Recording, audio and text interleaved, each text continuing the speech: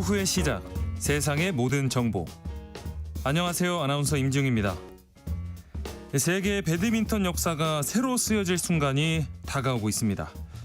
배드민턴 여제 안세영 선수가 아직 그 누구도 달성하지 못한 슈퍼 1000대회 완전 석권에 도전하고 있는데요. 이미 올 시즌 세계 대회를 제패했고 이제 마지막 퍼즐인 중국 오픈 우승을 향하고 있습니다. 어제 열렸던 중국 첫 경기에서도 산뜻한 출발을 보였는데 잠시 후 스포츠 이슈에서 안세영 선수의 대기록 도전과 함께 다양한 스포츠 소식 전해드리겠습니다. 아이가 학교에 들어가면 공부는 누가 시켜야 할지 이 엄마표 학습 혹은 아빠표 학습을 해볼까 이렇게 고민하시는 분들 많으시죠. 하지만 막상 시작하면 이게 잔소리만 하다가 끝나는 경우도 적지 않다는데요. 오늘 라디오 상담소 우리 아이는 왜 시간에 부모가 직접 아이를 가르칠 때 생기는 문제와 해법 살펴보겠습니다. 저희 방송 KBS 1라디오 유튜브 채널을 통해서 실시간으로 시청과 참여 가능합니다. 여러분 많은 관심 부탁드리면서 KBS 세상의 모든 정보 지금 시작합니다.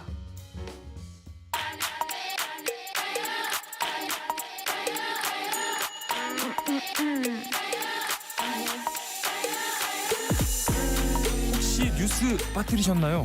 한낮에 전해진 소식들 꼼꼼히 정리해드리겠습니다. 오늘의 뉴스 조현정 시사평론가와 함께합니다. 안녕하세요. 네, 안녕하세요. 어제 결국 강선우 여성가족부 장관 후보자가 자진 사퇴를 했습니다. 이제 악화된 민심의 이 큰 벽을 결국에는 못 넘은 거라고 봐야겠죠. 네. 첫 현역 의원 낙마 사례이기도 하고요. 네. 이재명 정부 장관 후보자로는 이진숙 전 후보자에 이어서 두 번째 낙마입니다. 예. 대통령실은 이재명 대통령이 사퇴 전에 보고받았고 이 대통령은 별다른 언급은 없었다. 이 정도로 밝혔는데요. 네. 강선우 후보자 페이스북에다가 사퇴 발표하면서 사과를 했는데 네. 그 사과가 국민, 대통령, 민주당 이렇게였어요. 예. 보좌진들 비롯해서 갑질 제보 나온 사람들에 대한 사과는 빠져 있었습니다. 이게 조금 아쉬운 점으로 남고 지금 뭐 여러 논란들이 거듭되다 보니까 이 인사 검증 시스템을 좀 재점검해야 되는 거 아니냐 이런 목소리가 나와요. 자진 사퇴하면서 일단락은 되긴 했는데 네. 이 사태가 함의하는 것들이 몇 가지 있어요. 네. 첫 번째가 말씀하신 대로 뭐 인사검증 시스템 재점검해야 된다라는 필요성들. 지금 또 뭐 강선우 후보자 말고도 강준욱 전 국민통합비서관은 그 네. 비상계엄 옹호했던 전력 때문에 문제가 됐었고 예. 사퇴를 했죠. 네. 그리고 최동석 신임 인사혁신처장은 뭐 극단적 발언들 과거에 했던 것들이 또 문제가 되고 있고요. 네. 두 번째로는 이제 여가부 자체에 그런 워낙에 많이 시달렸던 부서예요. 네. 잔혹사라고 표현할 수 있는데 정략적으로 이제 그런 정치적인 것 때문에 막 폐지론도 불붙고 네. 그러다가 네. 이재명 정부 들어서면서 기사회생했는데 이걸 성평등 가족부로 확대 개편하겠다라는 계획에도 차질이 있을지 요거 좀 봐야겠고요. 예. 그 다음으로는 이제 역대 최초의 현역 의원 낙마 사례라는 거 이게 뭐 그동안 그 이재명 대통령은 고심하고 당 지도부가 편을 들었다라고 하는데 이게 현역 의원이다 보니까 동료 의원들이 이러지도 저러지도 못하는 그런 상황이었어요. 네. 근데 그러면서도 중간중간 터져나왔던 그런 2차 가해에 가까운 발언들은 여당 의원들이 정무 판단 능력이 이 정도였나 그런 의구심을 가져오는 순간들도 있었고 네. 또 이것도 예전에 잠깐 언급한 적이 있는데 대통령으로서는 나중에 집권 후반기에 인선 과정에서 장관 인재풀이 굉장히 좁아질 수 있다라는 그렇죠. 게 리스크가 될 수 있고요. 네. 마지막으로 이제 명심은 박찬대인가 하는 거예요. 지금 전당대회 그 당대표 선거가 한창이잖아요. 네. 근데 강선우 후보자가 사퇴한다고 밝히기 바로 직전에 좀 전에 박찬대 의원이 갑자기 페이스북에 원래 글을 올렸어요. 네. 마음이 아프지만 사퇴를 해야 하는 게 좋겠다라는 식으로 종용하는 글이었는데 네.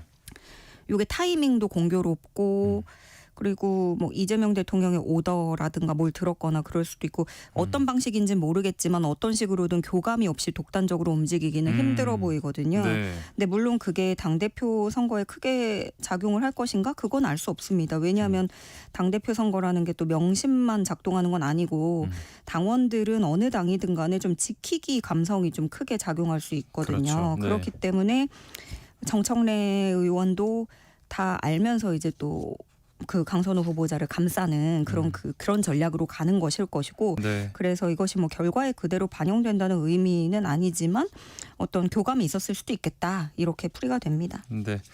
일단 가장 논란이 컸던 또 반대가 컸던 강선우 후보자는 자진 사퇴를 하는 걸로 마무리가 됐습니다. 자, 그리고 이재명 대통령이 이 헌법재판소장을 비롯해서 해수부나 중기부 장관 등 임명안을 제거했습니다. 네, 먼저 김상환 헌법재판소장 어제 국회 본회의에서 임명 동의안이 무난하게 통과됐어요. 예. 그 전날에 오영준 헌법재판관도 여야 합의로 채택이 됐고 네. 지금까지 헌법재판소가 7인 체제로 석 달 넘게 가다가 두 사람 채워지면서 이제 9인 체제로 정상화됐습니다. 네. 장관 중에서는 한성숙 중기부 장관, 전재수 해수부 장관 인사청문 경과보고서가 먼저 여야 합의로 채택이 됐고요. 예. 여기에 따라서 이재명 대통령이 임명안을 제거한 겁니다. 이로써 1기 내각장관으로 지명된 후보자 18명 중에 11명에 대한 임명 절차 완료됐습니다.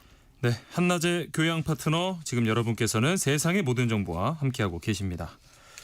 어제 국민의힘은 윤희숙 혁신안을 논의하기 위해서 의원총회를 열었는데 이렇다 할 뭐 논의도 못하고 1시간여 만에 종료가 됐어요. 네, 아예 논의도 못했고 윤희숙 위원장도 참석을 안 했어요. 그러니까요. 근데 윤 위원장이 불참한 걸 두고 진실 공방으로까지 이어지고 있는 상황입니다. 네. 그러니까 지도부는 참석 제안을 했는데 윤희숙 위원장이 답변을 안 했다라고 네. 주장을 하고 있고 연락을 했다. 네. 윤희숙 위원장은 나는 기꺼이 가겠다고 답했는데 추후에 연락이 없길래 물어봤더니 의논해봐야 된다라는 답변만 하고 말이 없었다라고 네. 전혀 다른 얘기를 하고 있어요. 그렇죠. 근데 그 전에 뭐 윤희숙 위원장이 몰매 맞았다 뭐 이렇게 호소를 하더니 이번에는 패싱 논란까지 불거지고 있는 건데요. 네. 그러면 안철수 혁신위에 이어서 윤희숙 혁신위도 정말 힘없이 좌초하는 거 아니냐 이런 네. 우려가 나오고 있고 예. 그런가 하면 국민의힘 동향이 지금 탄핵 반대를 주장한 인사들 혹은 계엄과 선을 명확히 긋지 않은 인사들 가령 장동혁 의원, 김문수 전 대선 후보, 주진우 의원 이렇게 당대표 출마를 하겠다는 상황이에요. 네. 그리고 오늘 아침에 들려온 소식은 오히려 탄핵 찬성, 쇄신을 외치던 한동훈 전 대표가 당대표 선거 불출마를 오전에 선언했습니다. 네. 한동훈 전 대표는 기득권 다툼 대신 현장에서 국민과 당원이 주인이 되는 정치를 하려고 한다. 이렇게 불출마 이유를 밝혔고요. 네. 후에 이제 온신의 폭을 어떻게 가져갈지 요것도 조금 변수가 될 것으로 보여집니다. 네. 이 국민의힘의 내홍이 언제쯤 정리가 될지 지켜보겠습니다. 이번에는 특검 소식인데요. 내란 외환 사건 수사하는 조은석 특별검사팀이 오늘 한덕수 전 국무총리 이 주거지에 대해서 강제 수사에 나섰다는 소식이네요. 네, 오늘 오전에 서울 종로구에 있는 한덕수 전 총리 자택, 또 삼청동 국무총리 공관 등 세 곳에 대해서 압수수색에 나섰는데요. 예. 경찰 피의자 신문 조서에 따르면 한 전 총리가 계엄 당일 오후 8시쯤에 전화를 받고 삼청동 공관에 있다가 대통령실로 이동을 했다. 근데 그 전화 내용이 대통령실로 좀 와라. 누구에게도 말을 안 했으면 좋겠다. 라는 말을 전화로 들었다는 거고요. 예. 근데 그동안 한덕수 전 총리의 진술은 윤 전 대통령이 비상계엄 하겠다라는 말을 듣고 나는 만류를 했지만 그렇죠. 대통령의 의지가 너무 확고해서 다른 국무위원들 말도 들어보시라. 이렇게 뭐 설득을 했다. 네네. 라고 한 전 총리는 주장을 하고 있어요. 그렇죠. 당시 국무회의 상황 보면 국무위원이 19명인데 다 부르지 않았습니다. 네. 11명만 불렀다. 그렇죠. 예. 그렇기 때문에 특검팀이 보고 있는 건 한덕수 전 총리가 비상계엄 선포하려면 어쨌든 간 국무회의 심의를 거쳐야 된다는 사실을 알기 때문에 계엄 정당성을 확보하려고 이제 좀 뜻이 맞을 것 같은 몇 명 이렇게 불렀다. 국무회의 네. 소집을 일단 그 정당성을 부여하기 위해서 한 전 총리가 국무회의를 소집했다. 네. 이렇게 특검팀은 보고 있는 거예요. 예. 그리고 또 한 전 총리는 원래 12월 3일에 최초로 나왔던 계엄 선포문 이 결함이라든가 문제를 수정하기 위해서 네. 사후에 계엄 선포문을 또 작성하고 그거를 폐기했다는 네, 그런 네. 혐의 공범으로도 지목된 상태죠. 예. 그래서 특검팀은 압수수색 들어가고 압수물 분석 끝나는 대로 한 전 총리를 피의자 신분으로 다시 불러다가 조사할 방침인데요. 혐의의 중대성 등을 고려할 때 신병 확보 위해서 구속영장을 청구할 가능성이 크다는 관측이 법조계에서는 나오고 있습니다. 네. 그런가 하면 지금 김건희 특검팀은 이 의혹의 정점이라고 할 수 있는 윤석열 전 대통령 부부에 대해서 소환을 통보했는데 이 조사 방식을 두고 좀 신경전이 이어지는 모습이에요. 네. 특검팀은 각각 윤 전 대통령에게는 29일 오전에 출석할 것, 김건희 여사에게 8월 6일 오전에 출석할 것 이렇게 송부를 했고요. 네. 그리고 오늘 원래 내란 우두머리 혐의 형사재판이 있는 날인데 윤 전 대통령 결국에 불출석했어요. 네. 계속 건강 악화를 이유로 들고 있습니다. 근데 이 건강 문제는 그 구속이 적합한지 따져달라 하는 구속적부심 신문 때도 네. 윤 전 대통령 측이 간 수치나 이렇게 높다 하고 뭐 혈액 검사 자료도 내고 했는데 법원이 이걸 안 받아들인 거였거든요. 네. 네. 그리고 윤 전 대통령이 이후에 뭐 글도 올리고 그랬잖아요. 그렇죠. 형사 재판에서 진실을 밝힐 것이다. 네. 뭐 이런 의지를 내보였기 때문에 내란 우두머리 혐의에 직접 나와서 뭐 열심히 소명하지 않을까 그런 관측도 제기가 됐지만 네. 결국에 불출석했고요. 김건희 여사 측은 따로 특검팀에 요청 사항을 제출했습니다. 네. 그러니까 이런 내용이에요. 건강상 장시간 조사가 어려우니 혐의별로 쪼개서 조사를 하겠다. 또 조사 일정 사이사이 3, 4일간의 휴식을 보장해달라. 오후 6시 이전에는 조사를 마쳐달라. 이런 내용입니다. 예. 그러나 특검팀은 이걸 거절했고요. 네. 별도 협의는 불필요하다. 통지된 일자에 출석하는 것으로 충분하다는 뜻을 전달했다. 이렇게 밝혔습니다. 네. 네, 윤 전 대통령은 지금 구치소 수감 중인데 수용실에서 뭐 나오려고 하질 않잖아요. 네. 그리고 뭐 구치소에서도 그런 애로를 얘기를 하기도 했고 구인의 난항이 예상이 되고요. 반면에 김건희 여사 같은 경우에는 사유 없이 계속 소환에 불응하면 체포영장 발부될 수도 있고 그래서 최대한 수사에 협조를 해야 되는 상황이거든요. 네. 당분간 양측의 신경전은 이어질 것으로 전망됩니다. 두 사람 다 뭐 재판에 출석해서 진실을 밝히겠다, 뭐 성실하게 임하겠다 이렇게 말은 했는데 행동으로는 옮겨지지 않고 있는 모습입니다. 자, 다음은 관세 협상 소식인데 지금 그러니까 미국이 일본과 관세 협상을 타결했습니다. 그래서 우리도 좀 마음이 급해졌는데 한미 재무통상수장 간에 하기로 했던 2+2 협의 연기가 됐습니다. 네, 원래 2+2 협의가 현지 시각 25일 예정이어서 네. 조만간 있을 거였는데 미국이 돌연 취소를 알려왔습니다. 그렇죠. 뭐 스콧 베센트 재무장관의 긴급한 일정이 있다 이렇게 얘기를 했는데 네.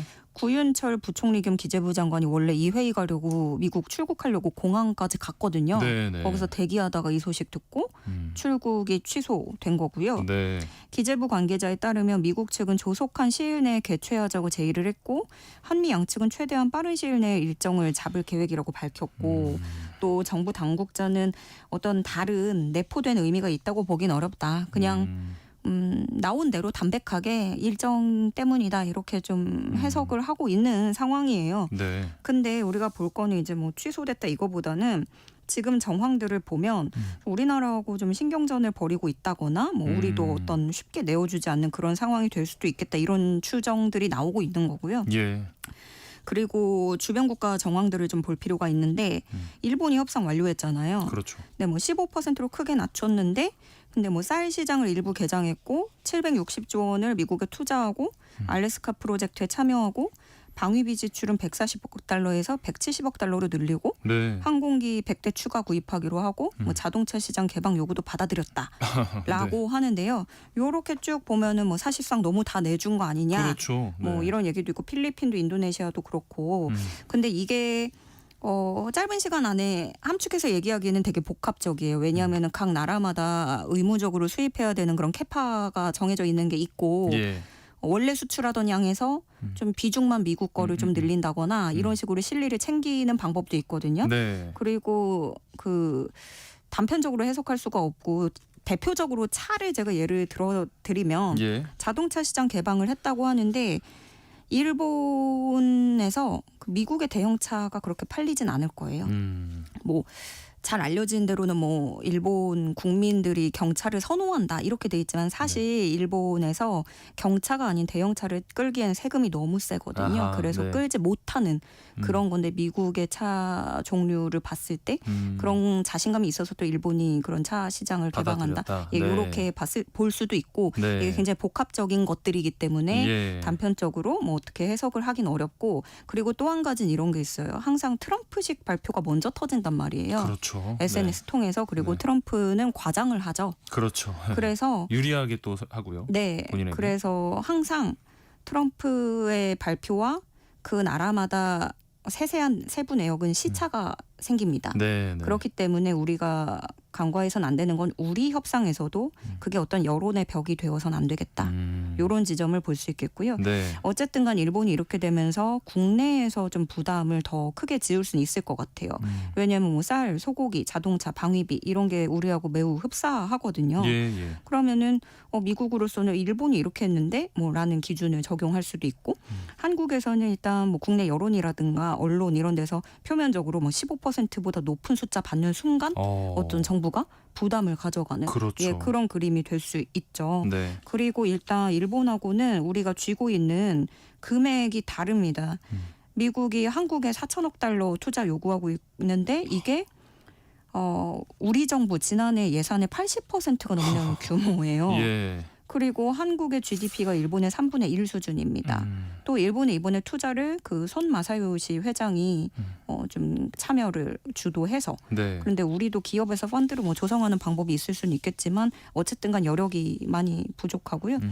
또 일본, 인도네시아, 베트남, 필리핀, 영국 이런 국가들이 농산물 시장을 개방하기로 했기 때문에 한미 협상에서도 압박이 거세질 수 있어 보입니다. 관세 발효 시점이 지금 일주일밖에 안 남았기 때문에 빠르게 좀 진행이 되는 소식 전해드릴 수 있으면 좋겠습니다. 오늘도 폭염이 이어지고 있는데 이 기후 위기의 심각성을 좀 피부로 느끼게 되거든요. 그런데 이 국제사법재판소가 기후변화 협약 당사국이 의무를 이행하지 않았을 때 국제법 위반에 해당할 수 있다 이렇게 판단을 했다고요? 네. 그 기후변화 협약 당사국이 의무를 이행하지 않을 경우 국제법 위반에 해당할 수 있다. 그리고 기후변화로 피해를 입은 나라는 선진국에 손해배상을 청구할 수 있다라는 예. 의견이 나왔어요. 네. 그러니까 국제사법재판소가 본 건 기후 위기는 모든 생명체를 위협하는 아젠다고 네. 깨끗한 환경이라는 건 인권에 해당하기 때문에 이걸 지키는 건 의무이고 지키지 못하면 소송에서 손해배상 받을 수 있다. 이렇게 본 거예요. 네. 근데 국제사법재판소 하면은 세계 법원이라고 불리거든요. 네. 기후 위기하고 관련해서 국가 책임에 대해서 판단을 내놓은 건 이번이 처음이고요. 예. 물론 이게 구속력은 없지만 각국 정부 정책이나 국제법 해석의 기준으로 작용을 하는 면이 큽니다. 네. 근데 안 그래도 국제적으로 점차 이게 ESG 기준에 미달하면 수출에서 좀 어떤 불이익을 받거나 네. 점점 그런 방향으로 가고 있기 때문에 그렇죠. 네. 앞으로 경제를 위해서라도 우리도 환경 기준을 맞출 수 있도록 산업 구조를 바꿔 나가야 되는 시점이라고 볼 수 있겠고요. 예. 그런가 하면 내일 베이징에서는요. 유럽연합과 중국이 공동 기후 성명을 발표할 예정입니다. 네. 파리 협정 목표를 재확인하고 각자 감축 목표를 다룬다고 알려졌는데 네.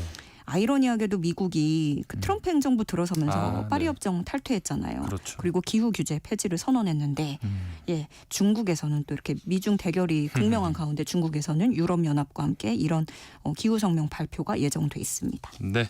오늘의 뉴스 여기까지 하겠습니다. 지금까지 조현정 시사평론가와 함께했습니다. 고맙습니다. 네, 고맙습니다.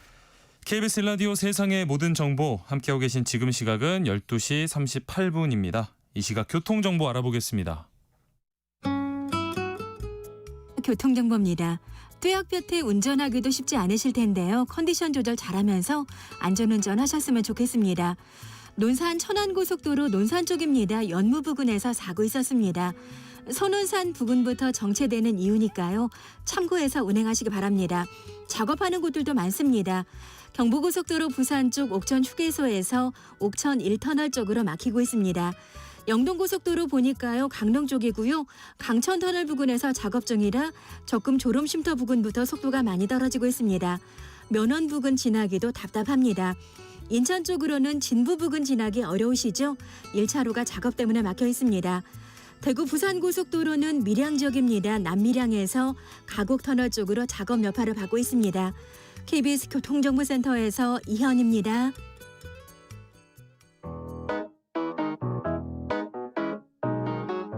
세상의 모든 정보는 청취자분들의 관심과 참여를 기다립니다. 방송 들으시면서 궁금한 점이 있거나 의견 공유하고 싶은 분들 계시면 문자 보내주세요. 추첨을 통해 모바일 쿠폰 보내드리겠습니다. 참여하실 번호는 샵 9730이고요. 짧은 문자 50원, 긴 문자 100원의 이용료가 부과됩니다. 콩 게시판을 통해서는 무료로 참여하실 수 있고요. KBS 1라디오 유튜브 채널을 통해서도 실시간으로 시청 참여하실 수 있습니다. 꼭 알아야 할 정보를 알기 쉽게 전달해드리는 세상의 모든 지식. 목요일엔 한 주간 있었던 스포츠 소식 살펴봅니다. 스포츠 핫이슈. KBS 스포츠국 정현호 PD 오늘은 전화로 만나봅니다. 안녕하십니까? 네, 안녕하세요. 자, 먼저 한국 배드민턴 간판 안세영 선수가 이 일본 오픈까지 시즌 6번째 우승을 거머쥐고 이번에는 뭐 그 누구도 이루지 못했던 전무후무한 기록에 도전 중이죠. 네, 맞습니다. 이번에 열렸던 월드 투어 슈퍼 750 일본 오픈 결승에서 세계 1, 2위가 만났습니다. 안세영 선수가 세계 1위고 2위였던 이 왕쯔이 선수를 세트스코어 2대 0으로 꺾고 또 정상에 올랐습니다. 경기가 결승전이었음에도 불구하고 단 42분 만에 승부가 날 정도로 좀 압도적인 승리였거든요. 네. 이렇게 이날도 승리를 가져가면서 왕쯔이 선수와의 상대 전적도 13승 4패로 걸렸고 일본 오픈 정상에 오른 게 이렇게 2023년 이후로 2년 만에 또 이제 우승이 되겠습니다. 네. 그러면서 이제 올해만 벌써 6번째 정상에 올랐거든요. 이번 대회 이전까지 우승했던 대회들을 돌아보면은 말레이시아 오픈, 인도 오픈, 오를레앙 마스터스, 전용 오픈, 인도네시아 오픈, 일본 오픈까지 참 말하기도 정말 벅찰 정도로 많은 대회들을 우승하고 있는데요. 네. 이러면서 이제 마지막 한 가지 전무후무한 기록이 남았다는 것이 바로 슈퍼슬램이 되겠습니다. 네. 슈퍼슬램이라는 것은 이 배드민턴계에서는 슈퍼 1000이라는 주간 대회 중에 최상위 등급의 대회가 한 시즌에 4차례 열리거든요. 네. 말하자면은 이 슈퍼 1000 대회 1년에 4차례 열리는 슈퍼 1000 대회를 모두 우승하는 거를 슈퍼슬램이라고 부르는데 네. 테니스로 따지면은 메이저 대회를 모두 제패하는 캘린더 그랜드슬램과 같은 결과라고 볼 수 있을 것 같아요. 네. 올해 이제 말레이시아 오픈 그리고 이제 전용 오픈, 인도네시아 오픈 이렇게 3개의 슈퍼천 대회를 이미 안세영 선수가 가져왔기 때문에 이번에 열리는 이 중국 오픈만 이제 우승을 하게 되면은 이 기록은 최초입니다. 어느 정도로 최초냐면 남녀를 포함해서도 이렇게 모든 대회를 슈퍼천 대회를 4번 우승한 경기 선수 자체가 없고요. 이야. 사실 이번 시즌에 안세영 선수가 3번 우승을 했는데 이미 네. 이렇게 슈퍼천 대회를 3번 우승한 선수 자체가 여자 선수 중에는 안세영 선수가 역사상 처음이었습니다. 지금 물론 이제 월드 투어가 본격적으로 시작된 게 2018년이긴 하지만 네. 그 이후로 이제 안세영 선수가 새로운 업적을 썼고 남자 선수를 포함해도 2020년과 2023년에 빅토르 악셀센 선수가 유일했는데 네. 이 선수 역시도 슈퍼천 대회를 1년에 이제 3개 열릴 때의 기록이었기 때문에 아하. 1년에 4개 열리게 된 2020년 이후로는 아직까지 단 한 선수도 나오지 않았다는 점에서는 안세영 선수가 또 새로운 역사에 도전하고 있는 상황이 되겠습니다. 그야말로 전례 없는 전무후무한 기록이 되겠는데 문제는 이번 대회가 이제 중국에서 열리잖아요. 맞습니다. 이 뭐 라이벌이라고 할 수 있는 왕쯔이, 한회, 천이페이 이런 선수들의 홈그라운드가 되다 보니까 아무래도 안 선수 입장에서 조금 부담이 되고 도전이 뭐 마냥 쉽다고 볼 수는 없을 것 같은데요.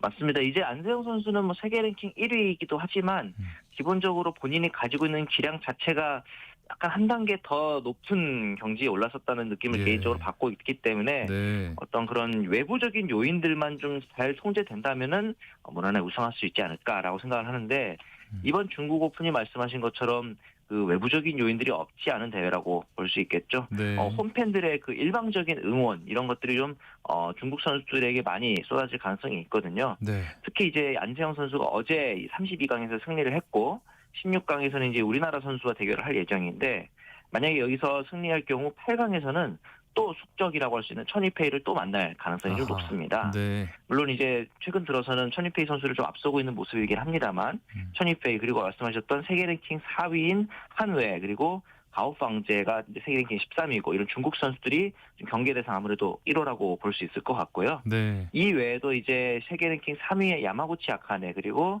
인도네시아의 세계 랭킹 8위 선수인 마리스카 툰중 이런 선수들도 이번 중국 오픈에서 경계해야 될 선수로 꼽히고 있습니다.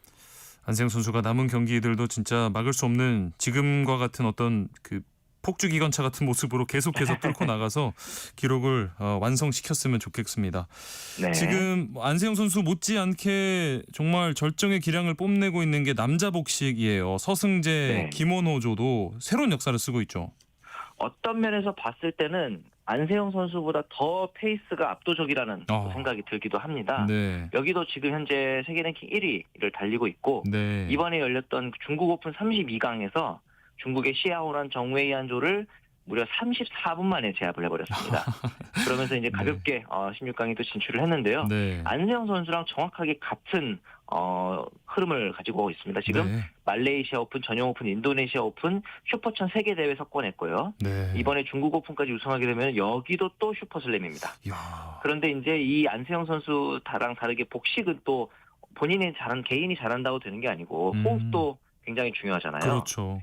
그런데 이 두 선수가 호흡을 맞춘 지 1년도 안 됐습니다. 7개월 됐습니다. 예. 그럼에도 불구하고 굉장히 호흡이 좋은 이유 사실 재결합이라는 표현을 쓰는 경우도 많은데 네. 7년 만에 이제 기존에도 복식으로 같이 파트너를 했었고 네. 다른 이제 단식이라든가 다른 파트너들과 호흡을 맞추다가 7년 만에 재결합을 한 상황이거든요. 네.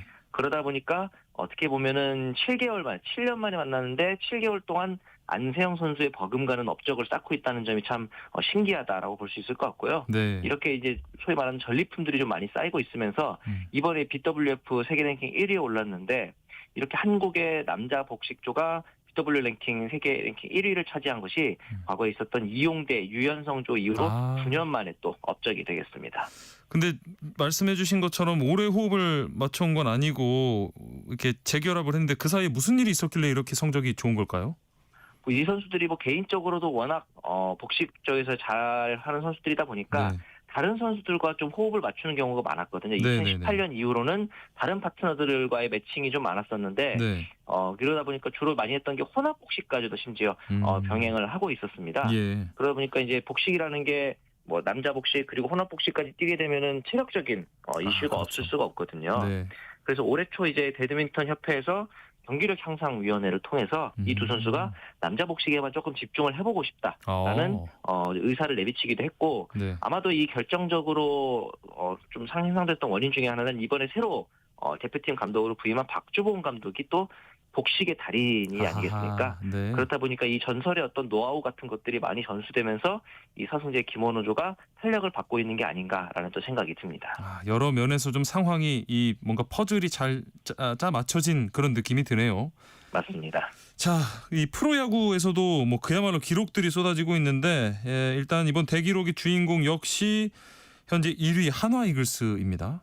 네, 한화 이글스가 또 한 번 10연승을 달성을 하면서 네. 이번에는 이제 1위 굳히기에 들어가는 모습이 좀 있었거든요. 네. 22일 열렸던 이 잠실에서 열린 두산과의 경기에서 2대1로 승리하면서 92년 이후로 33년 만에 1위로 전반기를 마치는데 시즌 두 번째 10연승이라는 또 대기록을 세우기도 했습니다. 예. 전반기에도 4월 26일 대전 KT전부터 5월 11일 고척 키움전까지 12연승을 거둔 적이 있었거든요. 네. 이렇게 한 시즌에 10연승 이상을 두 차례 기록했던 것이 지난 1985년 삼성 라이온즈 이후로 처음 있는 또 기록이라고 합니다. 네. 그러면서 이제 굉장히 독주가 아닐까라 생각했는데 또 어제 경기에서 두산에게 발목을 잡혔어요. 예. 어제 경기에서 선발했던 황준서 선수가 또 난타를 당하고 뒤이어 등판한 엄상백 선수까지 좀 좋지 않은 모습을 보이면서 두산에게 연승이 저지됐는데 네. 앞서 말씀드렸던 전반기 12연승 때도 공교롭게 두산전에서 패배를 했었거든요. 네. 이렇게 되면서 사실 지금 두산의 성적이 9위로 좀 쳐져 있는 그렇죠. 상황임에도 불구하고 네. 이렇게 결정적인 상황마다 이 한화 이글스의 발목을 잡고 있는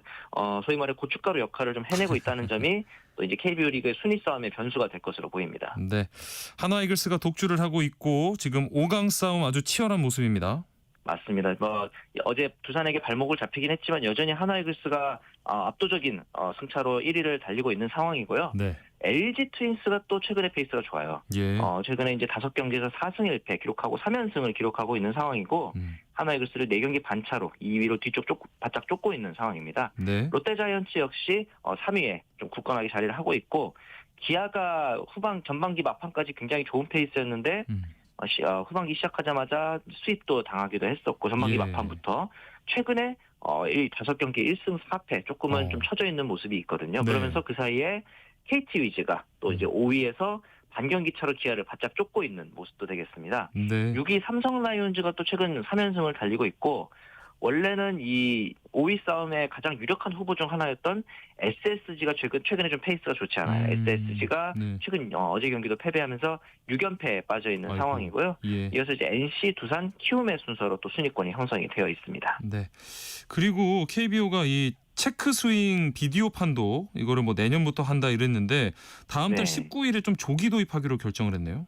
아마도 이렇게 조기 도입하게 된 가장 큰 배경은 지난해 퓨처스 리그에서 판독 시범 실시해본 결과 굉장히 좀 호의적인 반응이 많았고 네. 이번 시즌에서도 시행을 해보면서 시스템적으로 좀 큰 문제가 없어서 빠르게 도입해도 괜찮을 것 같다라는 현장에 판단이 있었던 것으로 보이는데요. 네. 참고로 이제 2024년 퓨처스 리그에서 있었던 판독 요청 중에서 총 31.5%가 번복되는 그러니까 어떻게 보면 꽤 높은 비율이라고 볼 수 그러네요. 있을 것 같아요. 이 정도면. 높아요. 네. 그리고 현장에서도 특히 김경문 감독이라든가 염경엽 감독이라든가 이런 현장에서의 목소리도 체크스윙 판정이 좀 불확실한 부분이 있었고 네. 그러다 보니까 올스타 브레이크 이후로 도입을 촉구하는 목소리들도 많이 나오고 있는 상황이었거든요. 네. 그런데 이제 지금까지 좀 늦춰지고 있었던 이유 중에 하나가 체크스윙 같은 경우는 규정적으로도 좀 불확실한 경우들이 많거든요. 아, 네. 그래서 이 방송 카메라와 이제 현장에서 실제 판독하는 것과의 어떤 시각의 차이가 좀 있는 상황입니다. 그래서 네. 방송 카메라에만 의존하기보다는 KBO 리그 측에서도 자체적으로 구장마다 카메라를 설치하는 등의 어떤 조정이 좀 필요하다. 아마 이런 기술적인 부분을 전반기 동안 마무리 짓는 것이 아무래도 이제 바로 도입하지 않았던 이유인 것 같은데 네. 그런 부분들이 조금 빨리 마무리되면서 후반기부터 도입된 것이 아닌가라는 생각이 듭니다. 네. 자, 그리고 여자 배구 소식도 좀 살펴보겠습니다.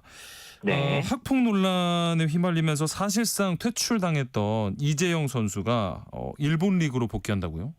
네, SV 리그에 있는 빅토리아 히메지 팀에서 21일에 또 이재영 선수의 영입을 발표를 했습니다. 네. 이재영 선수 같은 경우는 2021-22 시즌에 그리스에서 뛴 것이 이제 어떤 선수로서의 마지막 경력이었는데 네. 3년간의 좀 공백을 딛고 일본에서 또 새로운 도전에 나서게 됐는데요. 이다영 선수 쌍둥이 동생 역시도 쉬지 않고 그리스, 루마니아, 프랑스 같은 다양한 리그들을 좀 돌아다니고 있는데 네. 올해부터는 또 샌디에고에서 뛰고 있고요. 이 두 선수가 아직까지는 현역 연장을 좀 추진하고 있는 것으로 보면 되겠습니다. 사실 여자 배구 대표팀에서 김연경 선수가 은퇴하고 나서 조금 내리막길을 걷는 모습인데 그러다 보니까 이 쌍둥이 선수를 좀 복귀시켜야 되는 거 아니냐 이런 얘기도 나왔잖아요. 예, 맞습니다. 최근에 또 이 경기력이 좋지 않으면서 VNL에서도 탈락하는 이런 상황이 있다 보니까 네. 대표팀 내에서 에이스 역할을 해줄 선수가 필요하지 않았을까라는 여론이 가끔씩 나오는데요. 네. 제가 생각하기에는 조금은 이 골든타임을 지나는 게 아닌가라는 생각이 들긴 합니다. 네. 이 문제가 터졌을 당시의 상황 대처에서 이재영 선수나 이다현 선수가 있었던 약간의 실언들이 좀 진정성 있는 사과로 받아들여지지 않았기 때문에 여론이 이제는 조금 돌이킬 수 없는 상황까지 온 게 아닌가라는 생각이 들어서요. 네. 이제는 좀 이 두 선수에게 의존하기보다는 새로운 방향성을 찾는 것이 좋지 않을까라는 생각이 개인적으로 듭니다. 네. 자, 마지막으로 이 사전 전승으로 평가전을 마무리한 한국 농구 대표팀 이야기 해봅니다. 최근 아시안컵에 나설 명단 확정을 지었는데 네. 황금 세대 구축하는 거 아니냐 이런 기대감도 커지고 있어요. 한 1분 정도 맞습니다. 남았습니다. 네, 이제 15인 명단을 보시면은 안영준, 한희원, 이원석을 제외하고 나머지 선수들이 포함이 됐는데 네. 김종규, 이승현, 이정현 같은 기존의 선수들에 더해서 양준석, 여준석 그리고 이현준 같은 이번에 한일 정기 교류전에서 좋은 모습을 보여줬던 선수들이 또 대거 포함이 됐습니다. 네. 아무래도 이 안준호 감독이 세대 교체에 대한 의사를 또 천명을 했던 점이 반영이 많이 된 것 같고요.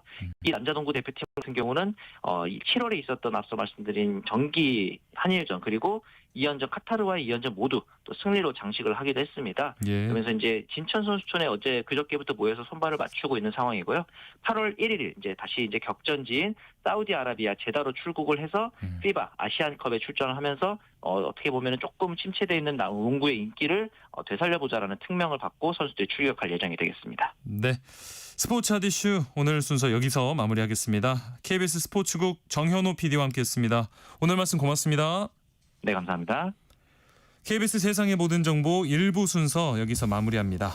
이어지는 2부에서는 우리 삶의 보탬이 되는 생활 경제 뉴스 준비되어 있고요. 부모님들의 고민을 풀어드리는 라디오 상담소 우리 아이는 왜, 또 오늘은 라디오 객석 일렬 목공소 코너 기다리고 있습니다. 계속해서 많은 청취 부탁드립니다. 2부에 돌아오겠습니다.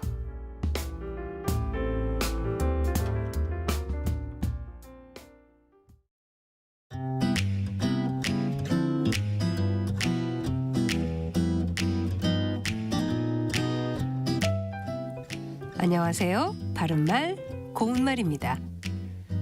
요즘 스칸디나비아 지역 나라들과 관련된 이야기가 자주 나오고 있습니다. 스웨덴이나 노르웨이, 핀란드 같은 나라의 사회복지제도 관련 이야기도 많이 들을 수 있고, 또 가구나 디자인, 인테리어 같은 것에 대해서도 많은 이야기를 하고 있죠. 스칸디나비아 지역은 유럽에서 북쪽에 위치하는 곳이기 때문에 보통 유럽이라는 말 앞에 북자를 붙여 말하곤 합니다. 그렇다면 이것을 읽을 때 글자 그대로 발음하는 북유럽과 글자 모양과는 좀 다른 북유럽 중에서 어떤 것이 맞는 발음일까요? 일반적으로 많이 들을 수 있는 것은 북유럽인데요. 이것은 올바른 발음이 아닙니다. 우리말 표준 발음법에서는 한자어, 합성어 및 접두 파생어에서 앞단어나 접두사가 자음으로 끝나고 뒷단어의 첫 음절이 이, 야, 여, 요, 유인 경우에 니은을 첨가해서 발음한다는 규정이 있습니다. 그런데 북유럽의 경우는 유럽이 외래어기 때문에 니은을 첨가해 발음한다는 규정에 해당하지 않습니다. 북유럽과 마찬가지로 동유럽, 남유럽도 모두 니은을 첨가하지 않고 연음에 발음한다는 것도 함께 알아두시면 좋겠죠. 지금까지 바른말 고운말 아나운서 국혜정이었습니다.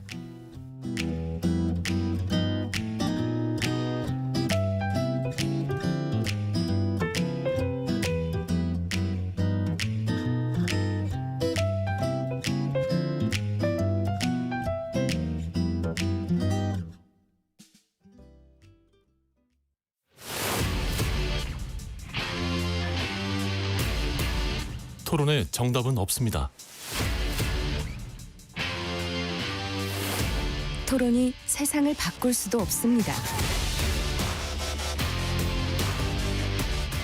하지만 질문은 새로운 세상을 만들 수 있습니다. 질문으로 올바른 세상을 만드는 첫걸음. 평일 저녁 7시 20분 KBS 열린 토론.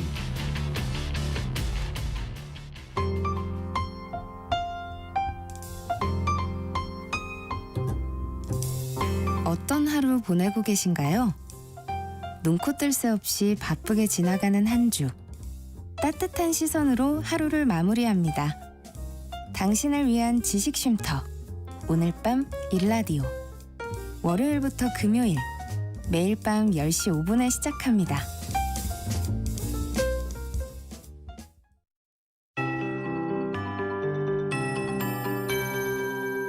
KBS 58분 날씨. 오늘 어제보다 더 덥겠습니다. 한낮 기온이 서울과 광주, 대구 36도, 대전, 강릉 35도, 부산 33도, 제주 32도까지 오를 전망입니다. 기온은 계속 오름세를 보이면서 내일은 서울의 낮 기온이 37도, 모레는 38도까지 오르며 올 여름 들어 가장 더울 것으로 예상됩니다. 때문에 폭염특보가 확대되고 강화되면서 현재 전국 대부분 지역에 폭염경보가 발효 중입니다. 폭염경보는 최고 체감온도가 35도 이상인 날이 이틀 이상 지속될 것으로 예상될 때 내려집니다. 당분간 낮에는 폭염이, 밤에는 열대야가 이어지니까요. 건강관리에 더욱 신경을 쓰시기 바랍니다. 맑은 하늘에서 볕이 강하게 내리쬐고 있습니다. 오늘 전국이 대체로 맑아서 자외선 지수가 매우 높겠고요. 호흡기와 눈에 해로운 오존 농도도 나쁨으로 오르는 곳이 많겠습니다. 주말까지 대체로 맑은 날씨 날씨가 이어지겠지만 제주도는 내일 오후부터 모레 오전 사이에 비가 조금 내리겠고 바람도 강하게 불겠습니다. 또 남해안과 제주도 해안에는 당분간 높은 너울이 몰려오니까요. 해안가 안전사고에 유의하시기 바랍니다. 현재 서울의 기온은 33.3도입니다. 송소진입니다.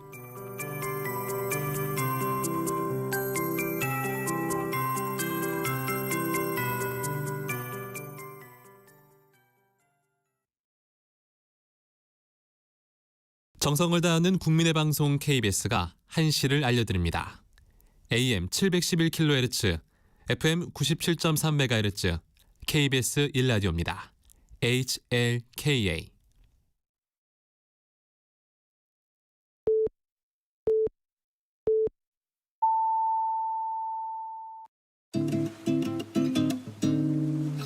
나른한 오후를 책임질 영양 만점 지식 비타민. 세상의 모든 정보.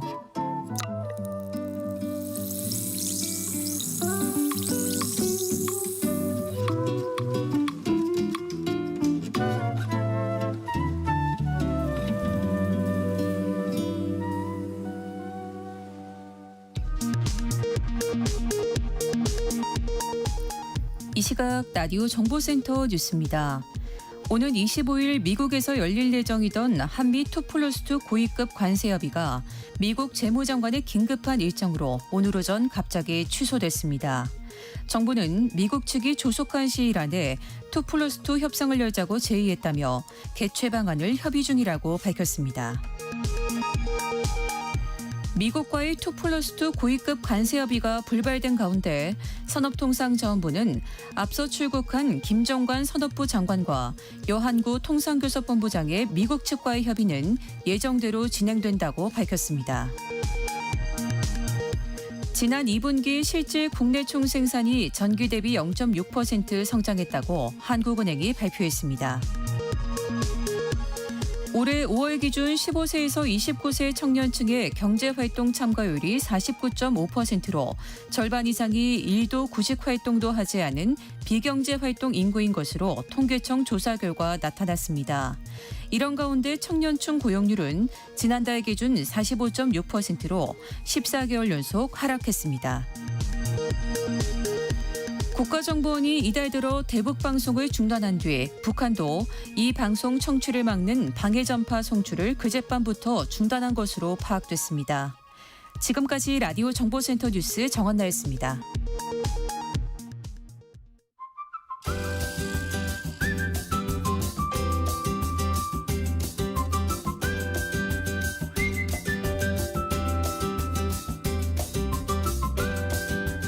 생활 밀착형 경제 뉴스만 모아 전해드리는 시간 생활 경제 뉴스. 참 좋은 경제연구소 이인철 소장 만나봅니다. 안녕하십니까? 네, 안녕하세요. 자, 지난해 우리나라 국민 순자산이 큰 폭으로 증가했다는 소식인데 아니 뭐 다들 어렵다 하더니 이게 어떻게 된 일인가요? 맞습니다. 이게 다들 이 소식 들으면 왜 나만 빼고 그러니까 다 부자인 것처럼 들리느냐라고 할 텐데 네. 이게 국민 순자산이라는 게 뭐냐면 네. 여기에는 이제 가게도 있고요. 네. 기업도 있고요. 정부가 부여한 아. 모든 현금, 부동산, 금융자산에서 부채를 뺀 정말 순수한 자산 가치인데 네. 전체 국민 순자산은 1년 전에 비해서 5.3%나 늘었어요. 예. 3년 만에 가장 컸어. 네. 그런데 가계 국민 1인당은 네. 3.3%. 아, 개인보다는 1인당 한 뭐 2억 한 5천만 원 정도 기록을 하고 있는데 이 기록도 나쁘진 않아요. 이걸 좀 달러로 환산하게 되면 일본을 3년 연속 우리나라 1인당 가계 순자산이 앞질렀다라는 거예요. 그래요. 그런데 왜 이렇게 자산 가치가 지난해 올랐지? 세 가지예요. 일단 부동산 가격이 뛰었는데 그렇죠. 이 부동산 가격이 어디를 중심으로 뛰느냐? 수도권 토지와 주택이 많이 뛰더라. 네. 그리고 두 번째 서학개미들이 미국 주식 투자 잘해서 배당 많이 받아봤고요. 그다음에 또 이게 달러 기준이다 보니까 환율 약세를 환산하게 되면 오히려 이제 이런 것들이 한 몫을 하고 있기 때문에 이 수치만 보고 우리가 3년 연속 일본보다도 잘 살아라고 단정 짓긴 좀 어렵고요. 네. 이게 왜냐? 평균의 함정이에요. 1인당 순자산이 뭐 2억 5천만 원이 된다 하더라도 4인 가족이면 막 뭐 10억 정도 그렇죠. 있어야 되는데 네. 안 되잖아요. 네. 그러니까 일부 고액 자산가 정부도 잘 살고 기업도 굉장히 잘하는데 이게 평균 한국인의 생활 수준을 제대로 많이 하지 못해서 자산 불균형이 좀 심하다라는 거고 일본은 왜 이렇게 되느냐? 일본은 사실은 저출산 고령화가 우리보다 앞섰죠. 네. 엔화 약세거든요. 네. 구조적으로 자산 증가세가 둔화되고 있는데 근데 일본은 여전히 복지 좋습니다. 연금으로 충분히 살만하고요. 네. 의료 좋습니다. 생활 안정성 면에서 삶의 질이 우리보다 앞섰다. 따라서 이제 이게 이 수치가 이제 일본보다 좋다라는 것에 대해서 크게 의미를 부여할 필요는 없다. 이게 뭐 나라마다 상황이 다르고 그 안에서도 굉장히 복합적인 거기 때문에 단순 이 수치만 보고 뭔가 평가하기는 어렵다는 뜻이죠. 맞습니다. 네. 이 아파트 전세값이 계속해서 치솟고 있습니다. 그런데 뭐 아파트 말고 연립주택이나 다세대 같은 이 비아파트 전세값은 2년 전보다 큰 폭으로 내렸다고 하는데 맞습니다. 뭐 전세 사기 때문일까요? 맞습니다. 아. 이게 큰일 난 게 이렇게 우리가 이제 전세 기간이 2+2 네. 2년 살고 세입자의 의지에 따라서 더 살 수도 있고 나갈 수도 있습니다. 네. 근데 이렇게 전세값이 2년 전보다 떨어지게 되면 집주인 입장에서는 목돈을 마련해 줘야 돼요. 그렇죠. 그게 또 우려가 되는데요. 이 부동산 중개업체 집토스의 분석을 보니 2024년 상반기, 2025년 상반기 이른바 이제 비아파트라는 게 뭐 연립, 빌라, 다세대와 같은 겁니다. 네. 동일 평형 비교할 경우 한 10채 가운데 3채 31.9%가 전세값이 떨어진 겁니다. 네. 특히나 대구, 인천 등지의 역전세 비율은 60에서 70%에 달할 정도로 역전세가 좀 심화되고 있는데요. 네. 전국 평균 보증금도 1년 전보다 한 1,750만 원 가량 10% 넘게 전세값이 떨어진 겁니다. 예. 자, 여러 가지 이유가 있겠습니다만 이제 전세 사기 여파로 인해서 여전히 비아파트 전세 사는 건 좀 그래. 차라리 그렇죠. 좀 부담이 되더라도 월세로 살자. 네, 네. 라는 분위기고요. 아니면 그냥 아파트 좀 더 빚을 내서라도 아파트를 살자라는 분위기여서 그런데 네. 문제는 만기될 경우 이제 세입자가 이제 집을 빼겠습니다라고 하게 되면 보증금 반환 리스크가 있습니다. 네, 근데 네. 지금은 전 대출이 다 막혀 있거든요. 그렇죠. 집주인도 빚을 내서 내줘야 되는데 이것까지 막혔기 때문에 지금 정부가 그렇지 않아도 지금 뭐 전체 가계대출 옥죄이기 위해서 6.27 대책을 발표했지만 이런 전세 사기 방지라든가 보증금 반환 보호에 대해서는 좀 별도의 대책이 좀 시급해 보입니다. 그런데 지금 6.27 부동산 대출 규제 이후에 오히려 지금 중국인들이 이렇게 적극적으로 좀 서울 부동산들 사들이면서 이거 내국인 역차별 아니냐 이런 논란이 또 일고 있어요. 맞습니다. 실제로 이제 6.27 선거 이후에 7월 1일부터 17일까지 서울에 있는 이제 이 주택 매입 건수를 봤더니 외국인이 한 달 전보다 17.5% 건물 매입이 늘었다는 겁니다. 와. 이 가운데 거의 뭐 절반 이상이 중국인이에요. 예. 내국인 거래는 30% 이상 급감했는데 중국인은 오히려 35% 넘게 급증하고 있습니다. 내국인의 경우에는 대출 제한되죠.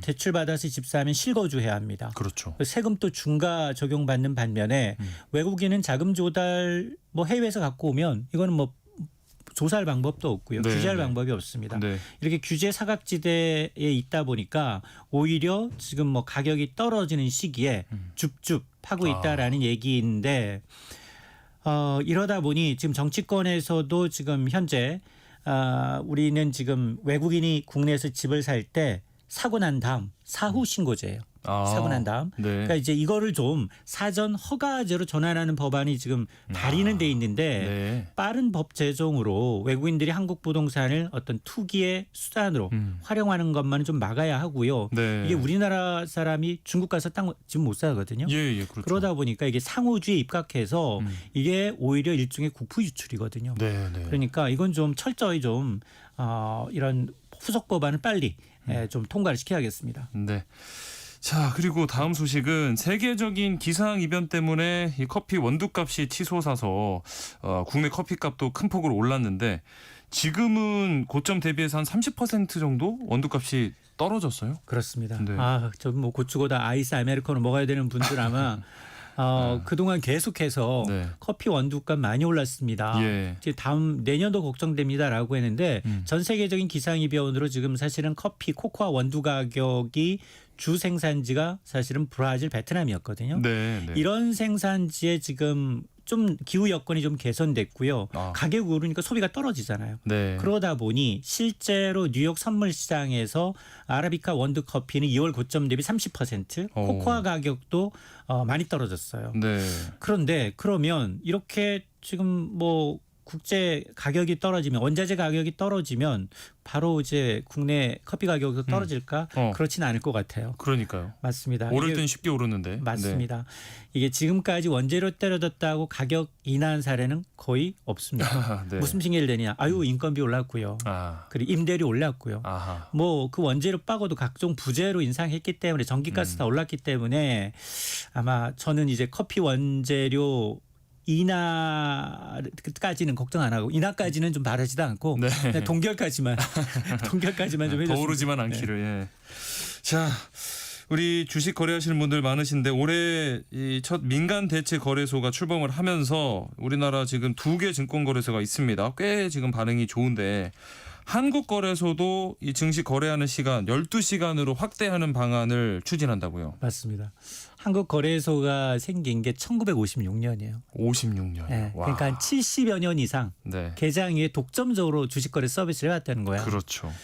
그런데 올 3월에 국내 첫 민간 대체 거래소 이른바 넥스트레이드가 출범했거든요. 네. 그러다 보니 한국거래소는 거래 대감이 급감한 겁니다. 반토막이 나버린 겁니다. 예. 거래 시간도 지금 한국거래소는 오전 9시부터 오후 3시 30분까지 네. 6시간 반이거든요. 네. 그러니까 앞으로 지금 대체 거래소와 똑같이 최대 12시간까지 이제 좀 늘리겠다라는 겁니다. 이게 네. 연내 이제 도입을 목표로 하고 있는데 이른바 이제 프리마켓 8시부터 애프터마켓 오후 8시까지 이 두 개를 똑같이 민간 거래소와 시간을 맞춰서 경쟁하겠다라는 건데요. 사실 네. 이거는 이제 한국거래소의 바람이기도 하지만 금융위원회가 요청했어요. 네. 왜냐하면 이제 넥스트 거래소의 이제 거래량이 급증하다 보니까 네. 사고도 발생률이 높고 아하. 견제해야 되거든요. 예. 리스크도 회피해야 되고 또 시장 경쟁력 유지가 목적이기 때문에 사실 이제 투자자 입장에선 반가운 소식이죠.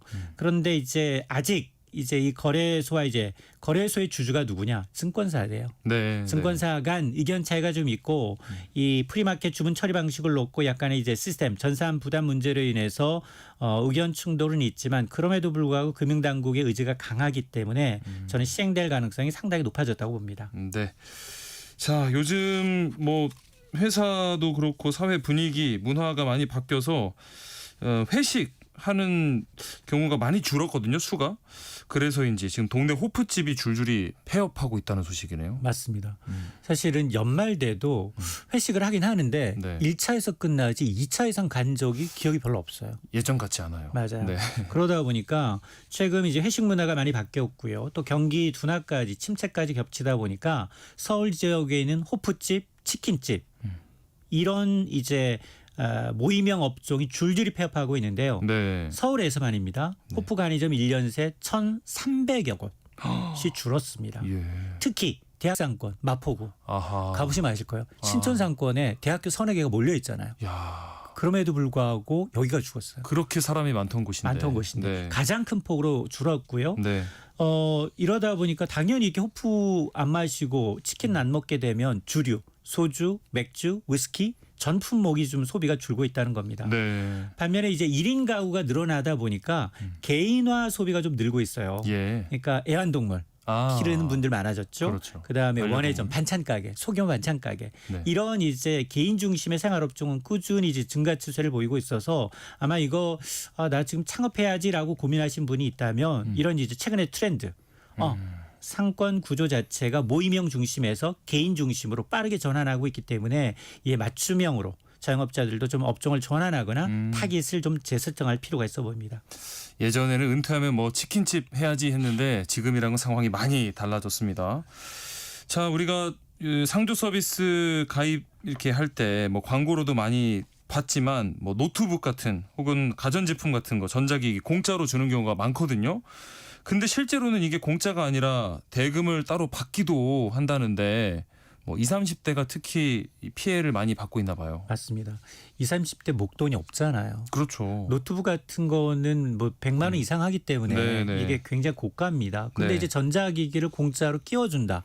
상조 서비스에 끼워서 팔아요. 네. 자, 그럼 이게 공짜니까 상조만 잘 꼬박꼬박 내면 되는가라고 생각해서 가입을 했는데 네. 실제로는 전자기기 대금을 별도로 청구하거나 아니면 위약금을 이제 중간에 파기할 수도 있잖아요. 네. 보험이라는 게. 네. 근데 위약금이 좀 너무 과다하게 요구하는 피해가 늘고 있다는 겁니다. 예. 특히 이제 2023년 소비자원에 접수된 피해 건수의 절반 이상이 20대, 30대였습니다. 아이고. 피해자 90%가 전자기기를 사은품으로 오해해서 계약했다.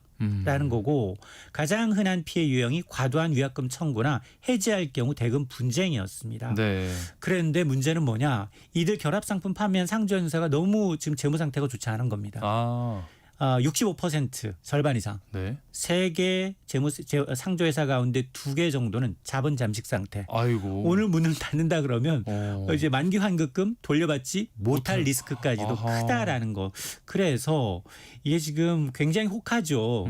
굉장히 고가의 전자기기를 공짜로 준다고 하는데 그러나 깨알같이 이 상조 서비스, 결합 서비스를 할 때는 이게 이제 불완전 판매인지 아닌지 계약 전 환급 조건은 어떻게 되는지 납입 금액은 어떤지 상조사의 재무 상태는 어쩐지 이제 좀 꼼꼼히 따져봐야 합니다. 네.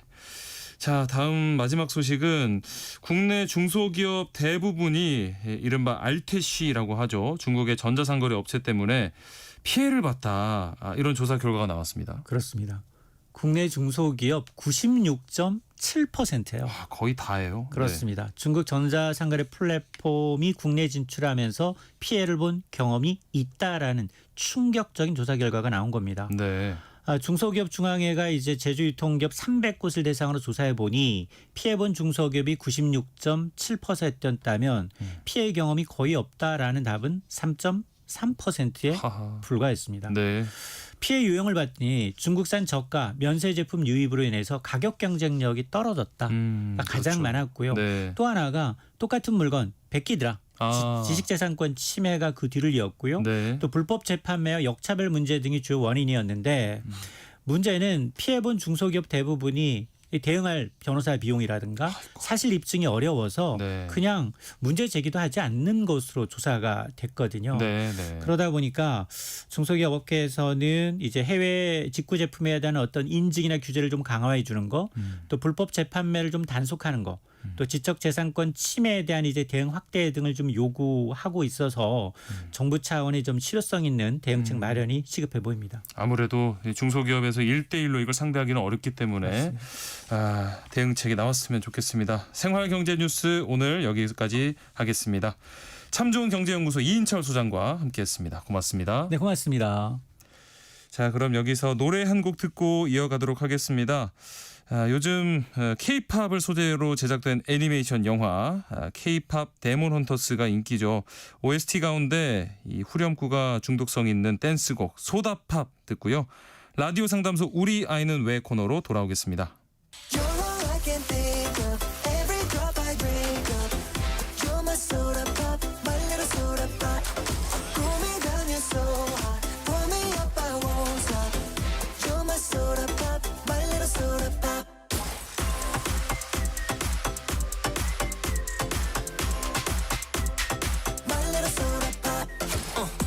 Wanna flip the top, 한번 come make it hit the spot. Every little drip and drop, fizz and pop. 소름 돋아, it's getting hot. Just stop sipping when it's dripping out. It's done. I need a second round and pour a lot. And don't you stop till my soda pop fizzles out. 속에 그려왔던 너, 난 절대 놓칠 수 없어. 나 원해 가 waited so long for a taste of soda. It's over, baby. Coming through me, yo, just can't get enough. I can think of every drop I drink of. You're my soda pop, my little soda pop. Pull me down your soul, pull me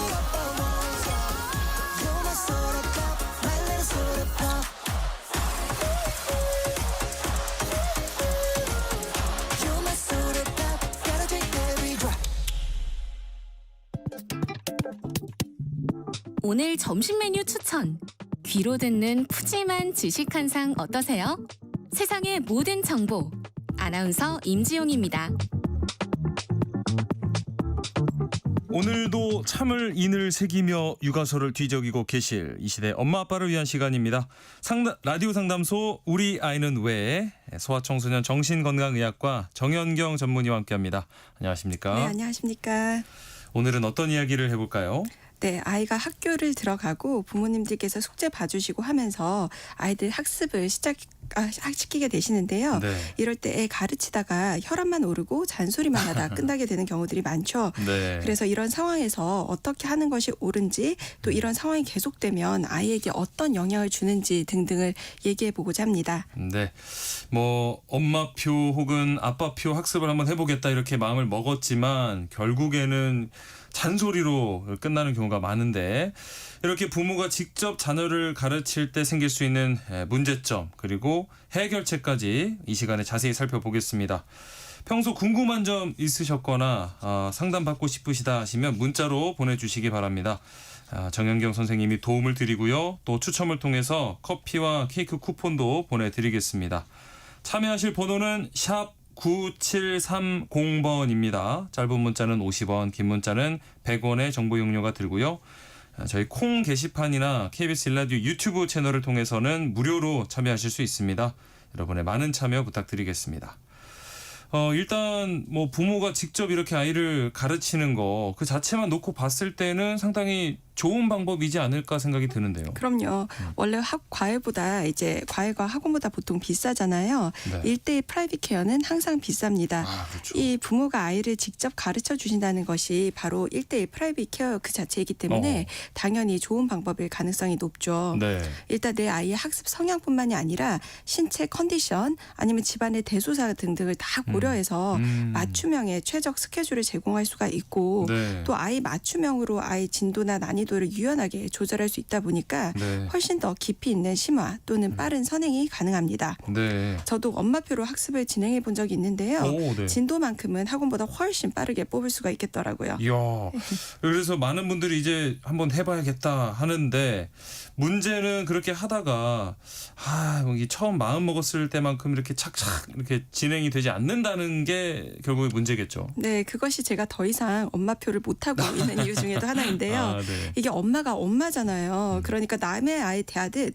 예의 있게 거리 두고 대하지 못하고 감정이 실릴 때가 많고요. 아이고. 또 엄마 컨디션이 좀 안 좋으면 그냥 오늘 하지 말자 이렇게 건너뛰게 되기도 하고 네. 아이도 엄마니까 학원 선생님들한테 보이는 태도만큼 공손하고 진지하게 임하지 않게 되기도 하고 그렇죠. 뭐 그런 이유로 다들 어려움을 경험하시곤 합니다. 이제 엄마 입장에서는 그렇기도 하고 또 아이 입장에서 생각을 해봐도 이런 상황이 이렇게 반복되다 보면은 좀 받는 스트레스도 어마어마할 것 같아요. 네, 제일 나쁜 게 바로 부모와 자녀 관계가 나빠진다는 것이죠. 사실 운전도 있잖아요. 연인이나 남편한테 배우지 말라 이러잖아요. 맞아요. 예, 학습이란 것이 네. 격의 없는 사이에서 이루어지게 되면 관계를 더없이 악화시키는 블랙홀이 될 수가 있어서 주의가 필요합니다. 그래서 말 한마디도 진짜 조심을 해야 될 것 같은데 만약에 이렇게 부모가 선생님이 돼서 아이를 가르칠 때 절대 해서는 안 될 말이 있다 하면 뭐가 있을까요? 네, 절대 해서는 안 될 말이 있다기보다 부모의 신뢰나 권위를 떨어뜨리는 말 아무 소용없이 목적이 그저 상대를 상처 주기 위한 말은 안 하는 것이 맞겠죠. 그렇죠. 예, 부모의 신뢰와 권위를 떨어뜨리는 말의 대표적인 예는 다 때려치워 이렇게 할 거면 공부하지 마. 아니면 왜 그러세요? 너무 실감 났는데요. 네. 넌 공부에 소질 없으니까 앞으로 할 필요 없어. 이런 겁니다. 아이고. 네, 어차피 근데 그 말씀 해놓고 나서 바로 앉아 진짜 안 할 거야? 뭐 이렇게 이어질 거거든요. 맞아요. 그러니까 네. 이게 시기가 언제가 되었든 분명히 다시 시키실 거지 절대로 안 시키지 않으실 거란 말이에요. 네. 그렇다면 이 말은 그냥 아이한테 우리 엄마 또 짜증내네. 진짜 시키지도 않을 거면서 엄포만 놓네. 이렇게 부모를 그저 종이호랑이, 양치기 소녀처럼 여겨지게 하는 결과로 이어지게 됩니다. 네. 소리는 고래고래 지르지만 사실은 그저 화풀이일 뿐임을 알게 되면서 부모의 권위가 점점 떨어지게 되는 것이죠. 네. 그래서 그런 말씀들을 하지 않는 것이 아이 정서뿐만이 아니라 부모님을 위해서도 옳겠고요. 네. 또 아무 소용없이 목적이 그저 상대를 후벼파고 상처 주기 위한 말에는 다음과 같습니다. 네. 김신혜 집안 아니랄까 봐 수학머리 없는 것 좀 봐. 1초를 가만히 앉아있지도 못하는데 너 무슨 병 있는 거 아니야? 예, 이런 것들은 너무 상처될 것 같아요. 예, 너무 상처가 되죠. 훈육이라는 것은 아이가 바람직한 품성이나 행동 양식을 갖추도록 의도적으로 가르치는 과정을 의미하는데요. 네. 따라서 현재의 행동에 대한 비난을 한다고 하더라도 이후에 바람직한 행동은 과연 무엇인지에 대한 대안 제시가 함께 이루어져야만 우리는 이것을 훈육이라고 할 수 있을 것입니다. 그렇죠. 네. 하지만 위의 말은 어떠한 대안 제시도 없이 그저 내가 열받았으니 넌 더 열받아라. 이런 화풀이 그 이상도 이하도 아니거든요. 네. 그렇기 때문에 이런 화풀이를 혹여 훈육이라 착각하여 우리가 가장 사랑하는 자녀에게 하는 일은 없어야 되겠습니다. 그러니까요. 이렇게 부모가 직접 가르치다 보면은 결국에 부모도 아이도 이렇게 마음만 상하는 경우가 많던데 그러면은 이럴 때 뭐 결국 어떻게 해야 될까요? 학원 보내는 게 결국엔 답인 걸까요? 글쎄 일단 제가 어렸을 때 이런 기억이 있는데요. 도대체 어떻게 공부를 해도 물리 점수가 안 나오더라고요. 그때 유명 강사님이 계시다는 단과학원의 특강을 들었는데요. 네. 성적이 쑥 올랐습니다. 왜냐하면 그때 드디어 물리가 이해가 되더라고요. 네. 그래서 아이가 도무지 이해를 못할 때는 어쩌면 우리의 설명력이 조금 부족했던 것이 원인일 어쩔 수 수 없이. 있습니다. 네. 우리가 부모지 교사나 강사가 아니잖아요. 그렇죠. 그러니까 이 나이 또래의 인지 발달이 과연 어떠한지 어떤 식으로 설명해 주는 것이 적합한지에 대한 감이 이제 부모로서 좀 부족한 경우들이 많아서 아이가 이해하기는 도무지 어렵게 설명할 때가 많고요. 네. 그게 아니더라도 사실 전문적인 교사나 강사가 아니다 보니까 대충 설명할 때가 있어요. 맞아요. 예, 말투도 네. 그렇고 예, 강의 준비란 것도 철저하게 하지 않고 금방 대충 그때 읽어보고 설명하실 때가 많다는 거죠. 네. 그러니 아이 입장에서는 당연히 이해하기 어려울 수 있고요. 그렇죠. 그래서 우리가 아이를 직접 가르치기 위해서는 뭐 학원을 보내라 뭐 이런 게 아니고 학원만큼 잘 가르칠 마음가짐을 갖고 시작해 보자라고 말씀드리고 싶습니다. 그러니까 부모가 이제 엄마표, 아빠표 학습을 하려면은 기본적으로 사랑과 인내심도 필요하고 또 학원에서 강사들이 하는 것처럼 사전 준비도 꼼꼼히 해야 된다는 말씀이시네요. 그러면요. 네. 학원처럼 언제부터 언제까지 어떻게 진도를 몇 단원까지 나가겠다 이런 스케줄표를 정확히 정해놓고 네. 아이가 뭐 유치원이라든지 학교 가 있는 시간 동안 해당 내용을 어떻게 가르칠 것인지 준비를 해놓고 가르치셔야 한다는 것이죠. 네. 그래야 아이도 학원에서 배우는 것만큼 엄마표로 배울 수 있을 것이고요. 또 아이가 초등 고학년 이상이라거나 중고등학생이라고 해보신다면요. 아이 푸는 문제지 그냥 매겨주는 대상으로서만 부모로서의 역할을 하시기보다는 네. 아이 풀 때 똑같은 시간 안에 옆에서 함께 문제를 풀어봐 주세요. 의외로 어려워요. 아니 의외로가 아니고 되게 어려워요. 그래서 아이 풀 때 집안일 하시고 핸드폰 하시고 그러지 마시고 옆에서 똑같이 풀어주신단 말이에요. 그러면 어디에서 막히고 왜 그 부분이 안 되는 것인지 바로 알 수 있다는 것이 굉장히 장점이고 네. 또 이걸 해보면요. 부모인 우리의 집중력도 사실 처참할 때가 되게 많습니다. 그러니까 부끄러워질 것 같은데. 네. 예, 그래서 이게 뭐 부모님이 그러시다 뭐 나는 안 그렇다 이 소리가 전혀 아니고 네. 제 얘기입니다. 그래서 집중과 공부란 것이 원래 어려운 것이라서 그렇습니다.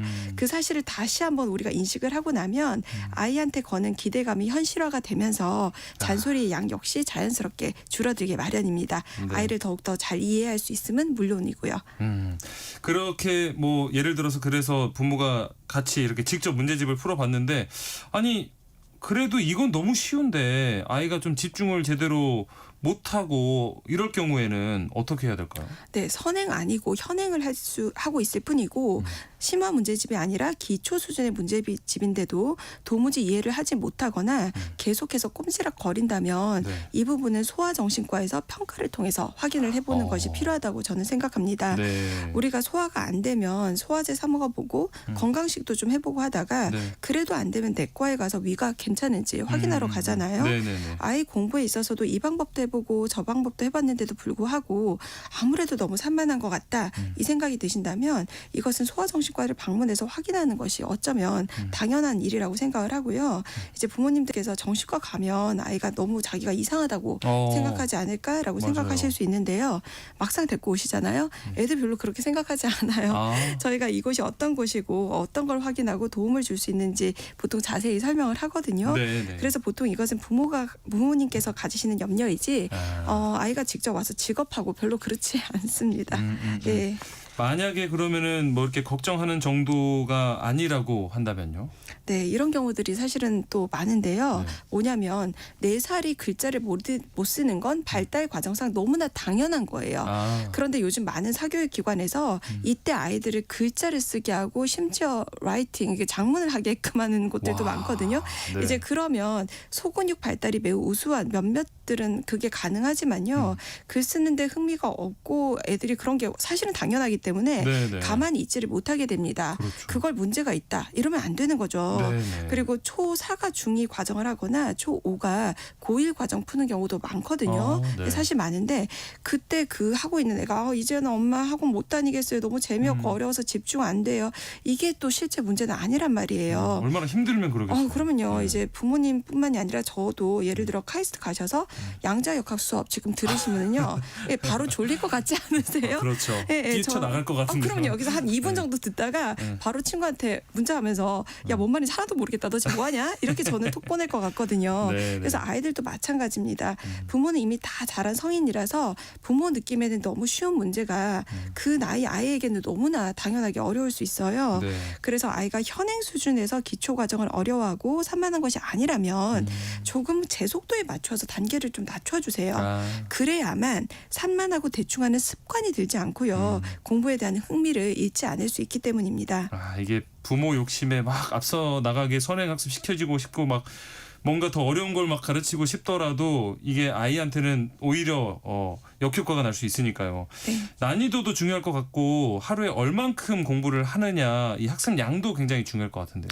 네, 제가 우리나라 공교육에 대해서 한 가지 개인적으로 아쉬워하는 점이 있는데요. 네. 그것은 바로 초등학교 때 숙제가 거의 없다는 점입니다. 만약 이제 아마 이게 아이들의 학업적 부담을 줄여주기 위한 목적으로 그리 되었던 것 같은데요. 네. 이 숙제라는 것이 단순히 지식을 넣어주는 수단만은 아니거든요. 네. 시간을 계획하고 주어진 시간 내에 반드시 해내는 과정을 연습하는 것이 그렇죠. 숙제가 가진 교육의 가장 큰 힘인데 네. 아쉽게도 요즘은 이 부분을 학교에서 배우기가 조금 어렵게 되었습니다. 예. 학교 숙제가 늘 나왔던 예전에는 학년별로 매일 공부해야 될 양이 학교에서 아이들 연령에 맞게 늘 제공이 되었거든요. 맞아요. 하지만 지금 그렇지 않죠. 그래서 도대체 하루에 얼마나 공부를 하는 게 맞는지 알기가 참 어렵습니다. 네. 예, 그런 상황에서라면 대안은 이건 것 같아요. 매달 뭐 한 페이지씩이라든지 혹은 1분씩 더 앉아있는 시간을 길게 만든다라는 식으로 어제보다 나은 내일의 힘을 쌓아나게 가게 하는 것이죠. 네. 이 부분이 중요한 이유는 위에 설명한 바와 이어지는데요. 공부나 숙제라는 것은 단순히 지식을 채우는 과정이 아니고요. 하기 싫은 걸 견디고 하고 싶은 것을 조금 미루고 해야 될 것부터 해내는 능력. 어느 정도 시간 안에 내가 얼마만큼 일을 할 수 있더라 확인하고 다음번에는 그것을 기반으로 시간 계획을 하는 능력. 이것을 키워주는 과정입니다. 네. 이러한 힘은 단순히 뭐 대학을 어디로 갈 것인가 여기를 위해서 필요한 게 전혀 아니고요. 이후 어떠한 직업을 갖던 좀 성공하기 위해서는 반드시 갖추어야 될 능력이기 때문에 중요합니다. 네. 그렇기 때문에 아이 현재 상황을 먼저 파악하시고 어제보다 내일이 이번 달보다 다음 달이 1분이나 한 페이지라도 더 오랫동안 집중해서 할 수 있도록 목표를 잡아주십시오. 이렇게 말씀 듣다 보니까 이 부모로서 직접 아이 가르친다는 게 정말 참 쉬운 일이 아니라는 생각이 다시 한번 드는데 이런 도전을 하고 계신 분들에게 마지막으로 좀 당부하고 싶은 말씀 혹시 있으실까요? 네, 그 슬렁슬렁 걸어 다니다고 살 빠지던가요? 안 빠지죠. 절대 안 빠지죠. 절대 안 빠져요. 예. 네, 근육 붙으려면 정말 힘이 많이 들어가야만 겨우 가능합니다. 네. 공부는 뇌의 운동이거든요. 원래 어려운 것이고요. 뇌 근육이 붙으려면 엄청난 노력이 필요합니다. 하루 이틀 한다고 근육 절대 붙지 않고요. 그러니 일희일비하지 않는 자세가 제일 중요하겠고요. 네. 그리고 우리 아이가 잘 되라고 하는 것이 바로 엄마표 학습이잖아요. 네. 그런데 아이와 관계가 더 틀어지게 되고 학습적 효과도 부족하게 되면 안 되니까요. 엄마표 학습을 위해서는 충분한 준비와 계획을 반드시 해주시길 부탁드립니다. 네. 알아서 척척 다 자란 아이 없습니다. 그렇게 알고 시작해 주십시오. 네. 오늘은 부모가 직접 아이를 교육할 때 어떤 점을 조심해야 하는지 얘기 나눠보고 있는데요. 관련해서 궁금한 점 있으신 분들 문자 보내주시면 소아청소년 정신건강의학과 정연경 전문의가 상담해 드리겠습니다. 소란의 너를 공부해 듣고 상담으로 이어가겠습니다. 소란의 너를 공부해 듣고 왔습니다. 그 사이에 보내주신 문자 살펴보겠습니다. 2781님. 엄마표 학습으로 8세 여아에게 패드 학습을 하고 있는데요. 할 때마다 엄마가 옆에서 이렇게 꼭 지켜봐야 할까요? 아니면 했는지 안 했는지만 알면 될까요? 하셨어요. 뭐 할 때마다까지는 아니더라도 그래도 아직까지 8살이면 옆에서 조금 지켜보는 시간이 많은 것이 차라리 낫습니다. 네. 이제 그 패드 학습이나 이렇게 문제집 같은 거 풀다 보면 아이들이 그냥 문제 푸는 요령만 조금 익히는 경우들이 있어서 네. 그 내용을 정확하게 못 숙지하고 있는 경우들도 많거든요. 그래서 그 부분이 확인이 좀 필요하겠습니다. 네, 뭐 매번은 아니겠지만 그래도 옆에서 이렇게 지켜보시면서 같이 하는 거에서 또 아이가 배우는 게 있을 것 같거든요. 그럼요. 예. 자, 3383님. 부모가 아이에게 영어 교육하는 거 괜찮을까요? 아니면 영어 유치원 보내는 게 나을까요? 하셨거든요. 이거 저기 네. 엄마표 영어로 성공한 그 수기나 아니면 네. 그 교육 플랜 같은 거 정말 유명하게 많이 나와 있는데 네. 그 이유가 정말 되기 때문이거든요. 그래서 네. 영어 교육 충분히 이제 엄마표로 가능한데요. 네. 근데 그 영어 교육을 한다고 했을 때 특히 그 리딩 그 독해는 네. 정말 엄마표가 더 잘 될 때가 많아요. 근데 좀 아쉬워하시는 것이 리스닝까지도 괜찮은데 스피킹 부분이라서 네. 그 부분이 아쉽다면 조금 더 뭐 보완을 해주신다고 하더라도 부모님께서 가능하시다면은 예, 영어 교육은 너무나 가능합니다. 예. 하면서 부모님도 뭐 과거에 이제 공부했던 그 영어 내용들이 막 다시 떠오르면서 자기 공부도 될 것 같거든요. 좋아요 이거. 아이가 또 막 이렇게 실력이 좋아져서 서로 대화도 하면 더 좋을 것 같고 그렇죠. 예. 이런 꿈을 또 꿔봅니다. 자, 0918님. 딸이 인터넷 강의를 같이 듣고 공부를 도와달라고 해서 같이 듣고 있습니다. 아직까지는 할만한데 저한테 너무 지나치게 기대는 것 같아서 이 방법이 맞나 싶어요 하셨거든요. 저는 부럽습니다. 이제 인터넷 강의를 듣고 부모한테 이제 딴 거를 도와달라는 것도 아니고 공부를 같이 도와달라고 요청을 할 정도로 공부에 대한 의욕도 딸이 있고요. 그러네요. 그다음에 네. 또 그것을 인터넷 강의를 들으면 이제 내가 놓치는 부분들에 대해서 되게 찝찝하단 말이에요. 네네. 그게 제일 아쉬운 점인데 그 부분에 대한 그 욕구가 있다는 것이 이 따님의 태도를 굉장히 칭찬하고 싶을 뿐더러 네. 또 어머님께서 아직까지 할만하시다는 게 굉장히 부럽고요. 또 하시다 보면 아까 3383님 그 문자처럼 네. 하다 보면은 이제 점점 또 엄마 실력도 늘어요. 그렇죠, 예, 그렇죠. 그래서 또 계속 좋은 공부 멘토가 될 수가 있거든요. 네. 그래서 계속 이 방법들을 하시기를 응원합니다. 서로 시너지가 날 수 있을 것 같다. 오늘 그리고 하소연 사연도 좀 많이 있는데 4135님. 보살이 아닌 이상 가족끼리 서로 가르치는 거 아닙니다. 애들 가르치는 거 아내 운전 가르치는 거랑 똑같아요 하셨거든요. 아마 많이들 이런 경험 이렇게 교육을 해보려고 하시다가 마음의 상처도 받고 또 사이가 좀 멀어진 분들도 계신 것 같은데 맞는 자신에게 맞춤형 방법을 잘 찾아서 교육 이뤄 나가시면 좋겠습니다. 라디오 상담소 우리 아이는 왜 오늘 순서 여기서 마치겠습니다. 지금까지 소아청소년 정신건강의학과 정연경 전문의와 함께했습니다. 고맙습니다. 감사합니다.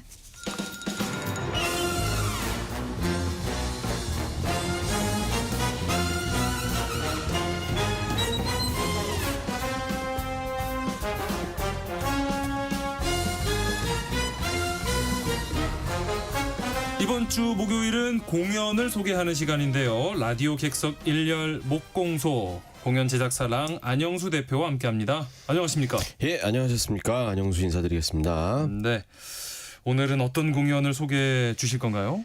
예, 오늘은 저 소개가 필요 없다고 할 만한 공연이거든요. 그런데 네. 또 소개 안 하고 넘어가면은 왠지 좀 아쉬운 공연 갖고 왔습니다. 네. 제목만 들어도 아실 만한 분들은 모두 다 아실 만한 작품 뮤지컬 위키드 갖고 왔습니다. 네. 위키드 뭐 사실 진짜 너무 유명한 공연이죠. 위키드. 예, 과하게 유명합니다. 과하게. 네, 너무 유명한 작품이고 그 원작 소설도 있지만 사실 그 뮤지컬이 더 유명하다라고 말씀드릴 수 있을 것 같고 그리고 이제 그 뮤지컬 넘버들 자체가 너무 인기가 많죠. 제가 최근 예능 프로그램에서 그 어떤 유명 아이돌이 이 뮤지컬 위키드의 그 파퓰러 그 노래를 부르는 장면이 나오기도 해서 반갑더라고요. 이제 그걸 보면서 이제 뮤지컬이라는 장르가 정말 많이 대중화됐구나. 뭐 이런 생각이 좀 들었습니다. 예. 아니 이 위키드란 작품 자체가 이제 음악이 들어간 뮤지컬이니까 그렇죠. 그냥 그 안에 있는 노래를 부른 거 아닐까요? 예, 그럴 수 있죠. 근데 그럼에도 불구하고 이제 제가 중요하다고 생각하는 건 뮤지컬이라는 장르 자체가 예전보다 훨씬 더 친숙해졌다. 뭐 이 부분이고 제가 이제 뮤지컬이라는 장르가 확실히 대중화된 게 맞다고 이제 그런 예능 프로에서 그런 게 나올 때마다 좀 느끼는 거죠. 네. 그래서 이제 제가 잠깐 마케터의 시선으로 좀 분석을 해보자면 네. 위키드가 브로드웨이에서 초연된 게 2003년이었거든요. 네. 이제 그만큼 시간이 흘렀는데도 여전히 사랑받고 있다는 거는 이제 단순히 뭐 유행이다 이렇게 얘기할 게 아니라 문화로 자리 잡았다. 이 뮤지컬이랑 예, 위키드 예. 자체가. 네. 이런 생각이 좀 들고 여튼 그래서 2000년대에 가장 전 세계적으로 흥행한 뮤지컬이 아마 위키드라고 제가 생각이 되고요. 네. 자 이제 다시 돌아와서 2003년에 시작된 위키드가 그 이후에 너무 잘 돼서 영국의 웨스트엔드, 이제 일본의 사계, 그다음에 뭐 대한민국 등 여러 나라로 이제 공연이 펼쳐지게 되는데 네.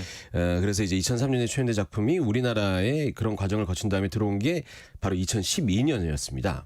네. 우리나라에서 이 위키드라는 공연을 한 것도 벌써 뭐 그럼 10년이 넘었네요. 네, 10년이 넘었어요. 네. 그러니까 우리나라가 뭐 정확한 스코어는 모르겠는데 네. 그 뮤지컬 시장에서 전 세계적으로 꽤 중요한 시장이 된 건 확실한 것 같습니다. 특히 코로나 때 전 세계에서 공연이 멈추지 않는 나라가 우리나라밖에 없었기 때문에. 네. 자 다시 이제 이야기로 돌아와서 2012년에 공연을 이제 그 굉장히 좋아하셨던 분들한테는 와 그러면서 이제 우리나라에서 드디어 위키드 한다 이러면서 굉장히 그 반기는 분위기가 있었는데. 네. 근데 이 공연을 그 수입 제작했었던 회사가 생각이 좀 달랐던 것 같아요. 돌이켜 생각해 보면 네. 이제 이미 이 회사가 그 이전에 우리나라에서 뭐 캐츠나 오페라의 유령 이런 공연들을 했었던 회사거든요. 네. 그러니까는 이제 우리나라 뮤지컬 시장에 대해서 분석도 그렇고 경험도 그렇고 충분했을 거라고 생각이 들었고 아마 이제 그런 근거로 이 위키드도 과감하게 가져온 게 아닐까 이렇게 옆에서 봤었던 저는 생각을 했는데 그래서 만약에 제가 이제 이 위키드라는 공연을 만약에 제가 마케팅을 했다면 그냥 간단하게 광고만 좀 간단하게 해도 이런 공연 합니다라고 보도자료만 한번 이렇게 좀 뿌려도 충분히 될 거다 이렇게 생각했을 것 같은데 이 회사는 좀 다른 판단을 한 것 같더라고요. 다른 판단? 뭐 어떤 판단을 했던 걸까요? 그러니까 이게 이제부터 이제 공식적인 얘기는 아니고 제 뇌피셜입니다. 저는 나름 확신을 갖고 어디 강의할 때마다 항상 이 얘기를 하는데 이 사람들은 이제 이렇게 생각했던 것 같아요. 우리나라에서 그러니까 우리나라 뮤지컬 시장에서 당시에 위키드라는 작품은 아직 많이 알려진 작품이 아닐 수도 있다. 그리고 오즈의 마법사의 스피노프 이야기라고 소개를 하면은 아마 사람들이 돈을 좀 쓴 가족 뮤지컬 사실 맞는 말이거든요. 근데 약간 가족 뮤지컬 그러면은 아주 비싼 금액을 쓰면 안 될 것 같은 그런 느낌이 들어서 이렇게 생각할 것이다라고 생각했던 것 같습니다. 그래서 아주 공격적인 광고 계획을 세우고 이제 진행을 하는데 당시 기억해 보면 2012년 초연 당시에 티켓 오픈 첫 번째 티켓 오픈을 앞두고 위키드가 광고를 서울 전 지역에 막 진행을 해요.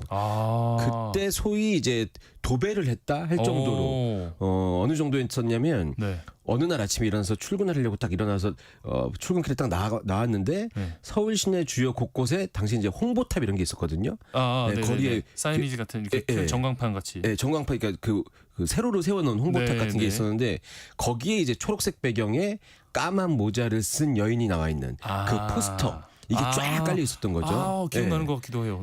그리고 이제 저게 뭐지? 위키드네 하고 딱 이제 지하철 타려고 내려가면은 지하철 칸칸마다 영상이 쫙 있는데 거기도 다 셋 그 초록색에 또 검정색 모자를 쓴 시선을 또 강탈하는 그 여인이 윙크를 한번 하면 위키드 글씨가 반짝 한번 이렇게 영상이 이렇게 움직입니다.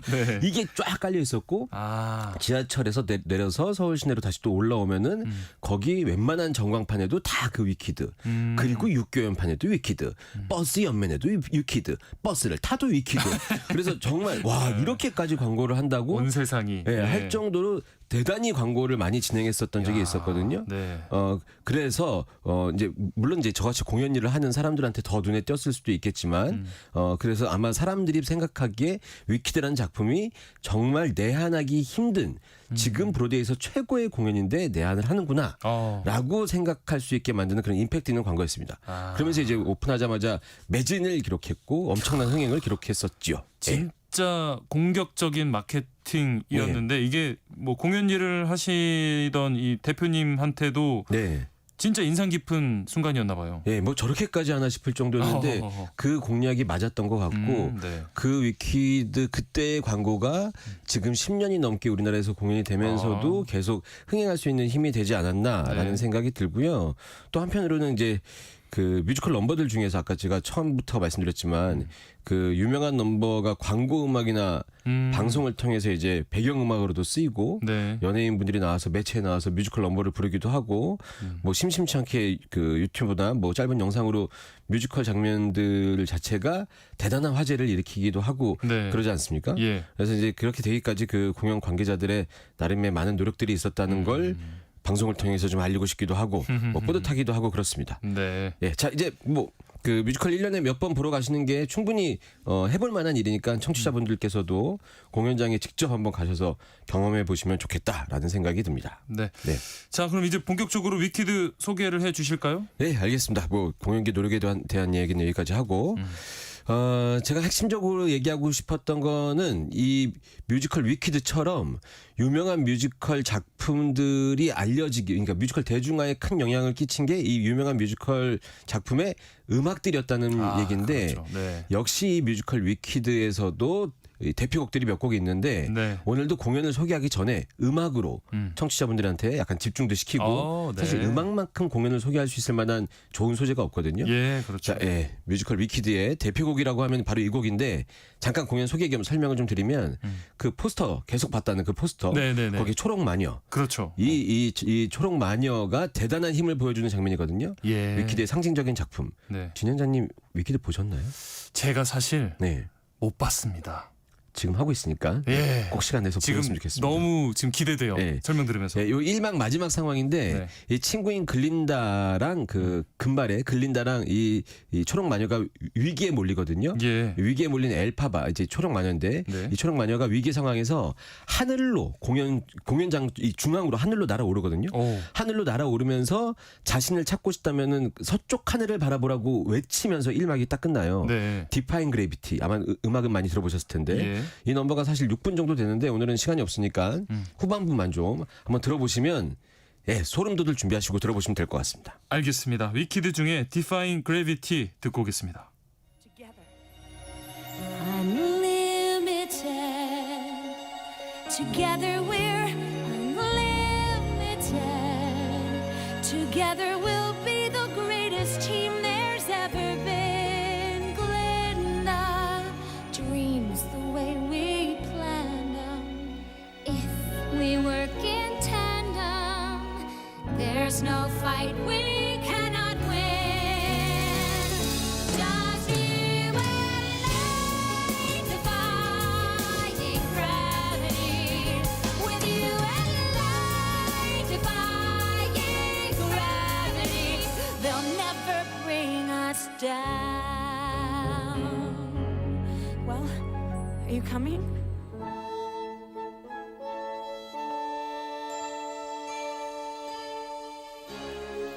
I hope you're happy now that you're choosing this. You too. I hope it brings you bliss. I really hope you get it and you don't live to regret it. I hope you're happy in the end. I hope you're happy, my friend.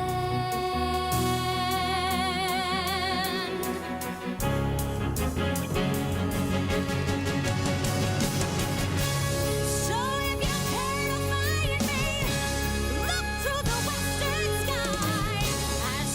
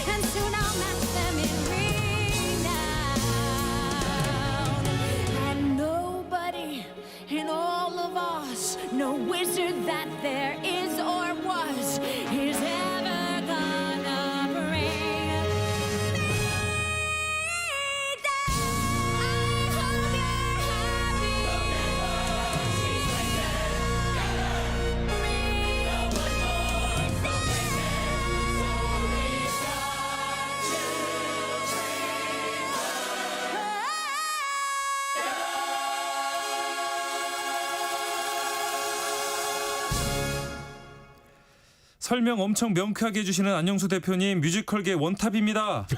안정숙님께서 보내주셨고요. 안정숙님이요? 예. 고모 아니세요?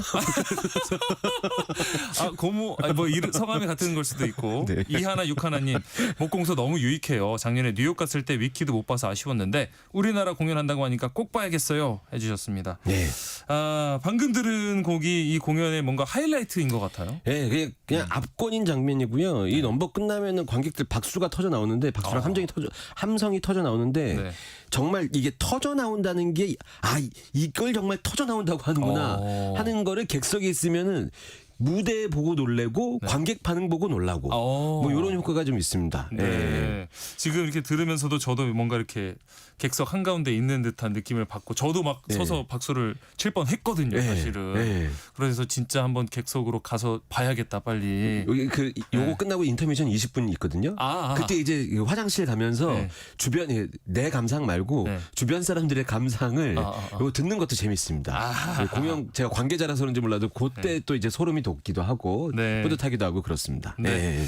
자, 이제 작품 소개를 좀 더 해 주시죠. 본격적으로. 시간이 너무 많이 제가 초반에 좀 써서 작품 소개 이게 생각보다 위키드 내용이 좀 복잡하기도 하고 그러거든요. 그래도 좀 한번 해보겠습니다. 혹시 좀 부족하다고 생각하시는 분들은 영화 있으니까. 근데 영화는 이 공연이 1막 2막인데 영화는 이번에 나온 영화는 그러니까 얼마 전에 나온 영화죠. 그 영화는 공연의 1막만 가지고 만든 영화인데 이제 2막은 또 후편이 나오거든요. 1막이 실제로 공연은 1시간 30분인데 영화는 이 1막만 2시간 30분으로 만들었거든요. 더 길게 만들었어요. 훨씬 더 또 디테일하게 볼 수 있는데 또 공연은 현장감이 있으니까. 그렇죠. 자, 빨리 말씀드리겠습니다. 뮤지컬 위키드는 한마디로 말씀드려서 초록마녀, 엘파바와 금발마녀, 글린다의 우정에 대한 이야기라고 말씀드릴 수 있을 것 같은데 거기에 꼭 제가 추가하고 싶은 얘기는 편견에 대한 경고의 이야기다. 편견. 요 부분을 좀 알고 가시면 이런 의미가 있구나, 이런 메시지가 있구나라는 걸 좀 느끼시게 될 겁니다. 자, 말씀드리겠습니다. 공연이 시작되면은 이 글린다 그 아까 금발마녀라고 말씀드렸던 글린다가 이 묘한 비행체 같은 걸 타고 그 무대에서 등장을 하면서 서쪽 마녀가 죽었다는 소식을 전합니다. 그러면서 이제 매우 밝은 분위기, 서쪽 마녀는 나쁜 마녀라고 사람들이 알고 있는 상황이거든요. 매우 밝은 분위기로 시작이 됩니다. 그런데 이제 이 공연을 다 보신 분들, 이 스토리를 다 아신 분들은 이 소식에 가려진 슬픈 이야기를 알고 계신 분들도 섞여 계셔서 이분들은 또 이 장면이 또 굉장히 슬픈 장면이다 이렇게 기억하시는 분들도 계시죠. 요거 이제 공연 보시면 무슨 내용인지 다 아십니다. 자, 여튼 그렇게 오프닝 장면을 통해서 처음 이제 엘파바의 이 초록마녀, 엘파바의 탄생에 숨겨진 이야기 이런 것도 살짝 나타나게 되고 글린다와 엘파바가 처음 만났던 과거 장면으로 자연스럽게 거슬러 올라가게 되면서 공연이 이제 시작됩니다. 자, 글린다는 어떤 사람이냐? 너무 아름답고 밝은 친구, 굉장히 밝고 가진 것도 많고 이런 친구였고요. 친구들한테 주목도 많이 받고 엘파바는 초록색으로 태어났기 때문에 어릴 때부터 태어났을 때부터 주변의 시선이나 편견 때문에 항상 어려운 삶을 살아야 했던 사람인데 근데 마술 능력이라고 해야 되나? 이게 어느 정도 있는 이 캐릭터인 거죠. 자, 근데 그렇게 이제 이 두 친구가 한 학교에 가게 되는데 엘파바가 갖고 있는 능력을 보고 그 학교에 있는 선생님이 관심을 갖게 돼요. 그러면서 엘파바가 이제 학교에 조금씩 적응을 하기 시작하고 그리고 우연히 이 정말 의도치 않게 이 글린다와 엘파바가 방을 함께 쓰게 됩니다. 그러면서 이제 둘이 서로 싫어하다가 우정이 생기게 되는 이야기가 아주 자연스럽게 흘러나오게 되는 거죠. 자, 그리고 때마침 글린다가 첫눈에 반하게 된 피에로라는 멋진 친구도 남자가 등장하게 되거든요. 피에로. 피에로 아시는 분 같이 말씀하시는데 아니 이제 남자가 역시나 등장하는구나 해서. 근데 약간 진행자님이랑 비슷한 느낌이에요. 그래요? 훌륭한 인물이군요. 맞습니다. 실제로 훌륭한 인물이에요. 자, 피에로라는 멋진 친구도 등장하게 되는데 이제 그들이 이 학교에서 어떻게 생활하면서 어떤 일이 벌어지는지 이 학교 생활 이후에 많은 이야기들이 발생하게 되는데 왜 엘파바가 서쪽 마녀가 되었는지 공연 오프닝 때 밝은 넘버라고 제가 소개해드린 넘버가 왜 알고 보면은 슬픈 이야기인지 공연장에서 직접 확인하시면 좋을 것 같다고 말씀드리고 싶습니다. 시간이 저희가 많지가 않다 보니까 좀 급하게 설명을 드리긴 했는데 이런 줄거리를 가지고 이제 공연장에 가시면 더욱더 깊게 빠질 수가 있을 것 같고 아까 말씀해주신 곡을 좀 찾아서 네. 몇 곡 들어봐도 좋을 것 같은데. 아, 파퓰러라는 넘버가 이제 글린다의 대표곡, 조금 전에 들었던 게 엘파바의 대표곡이라고 한다면 네.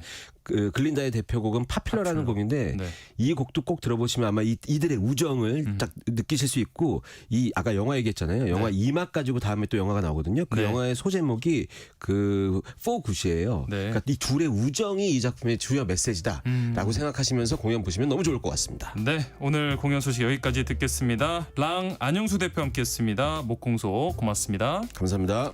세상의 모든 정보 여기서 마무리하겠습니다. 모바일 커피 쿠폰 당첨자는 홈페이지 공지사항에서 확인하시고요. 저는 내일 다시 찾아뵙겠습니다. 아나운서 임지웅이었습니다. 고맙습니다.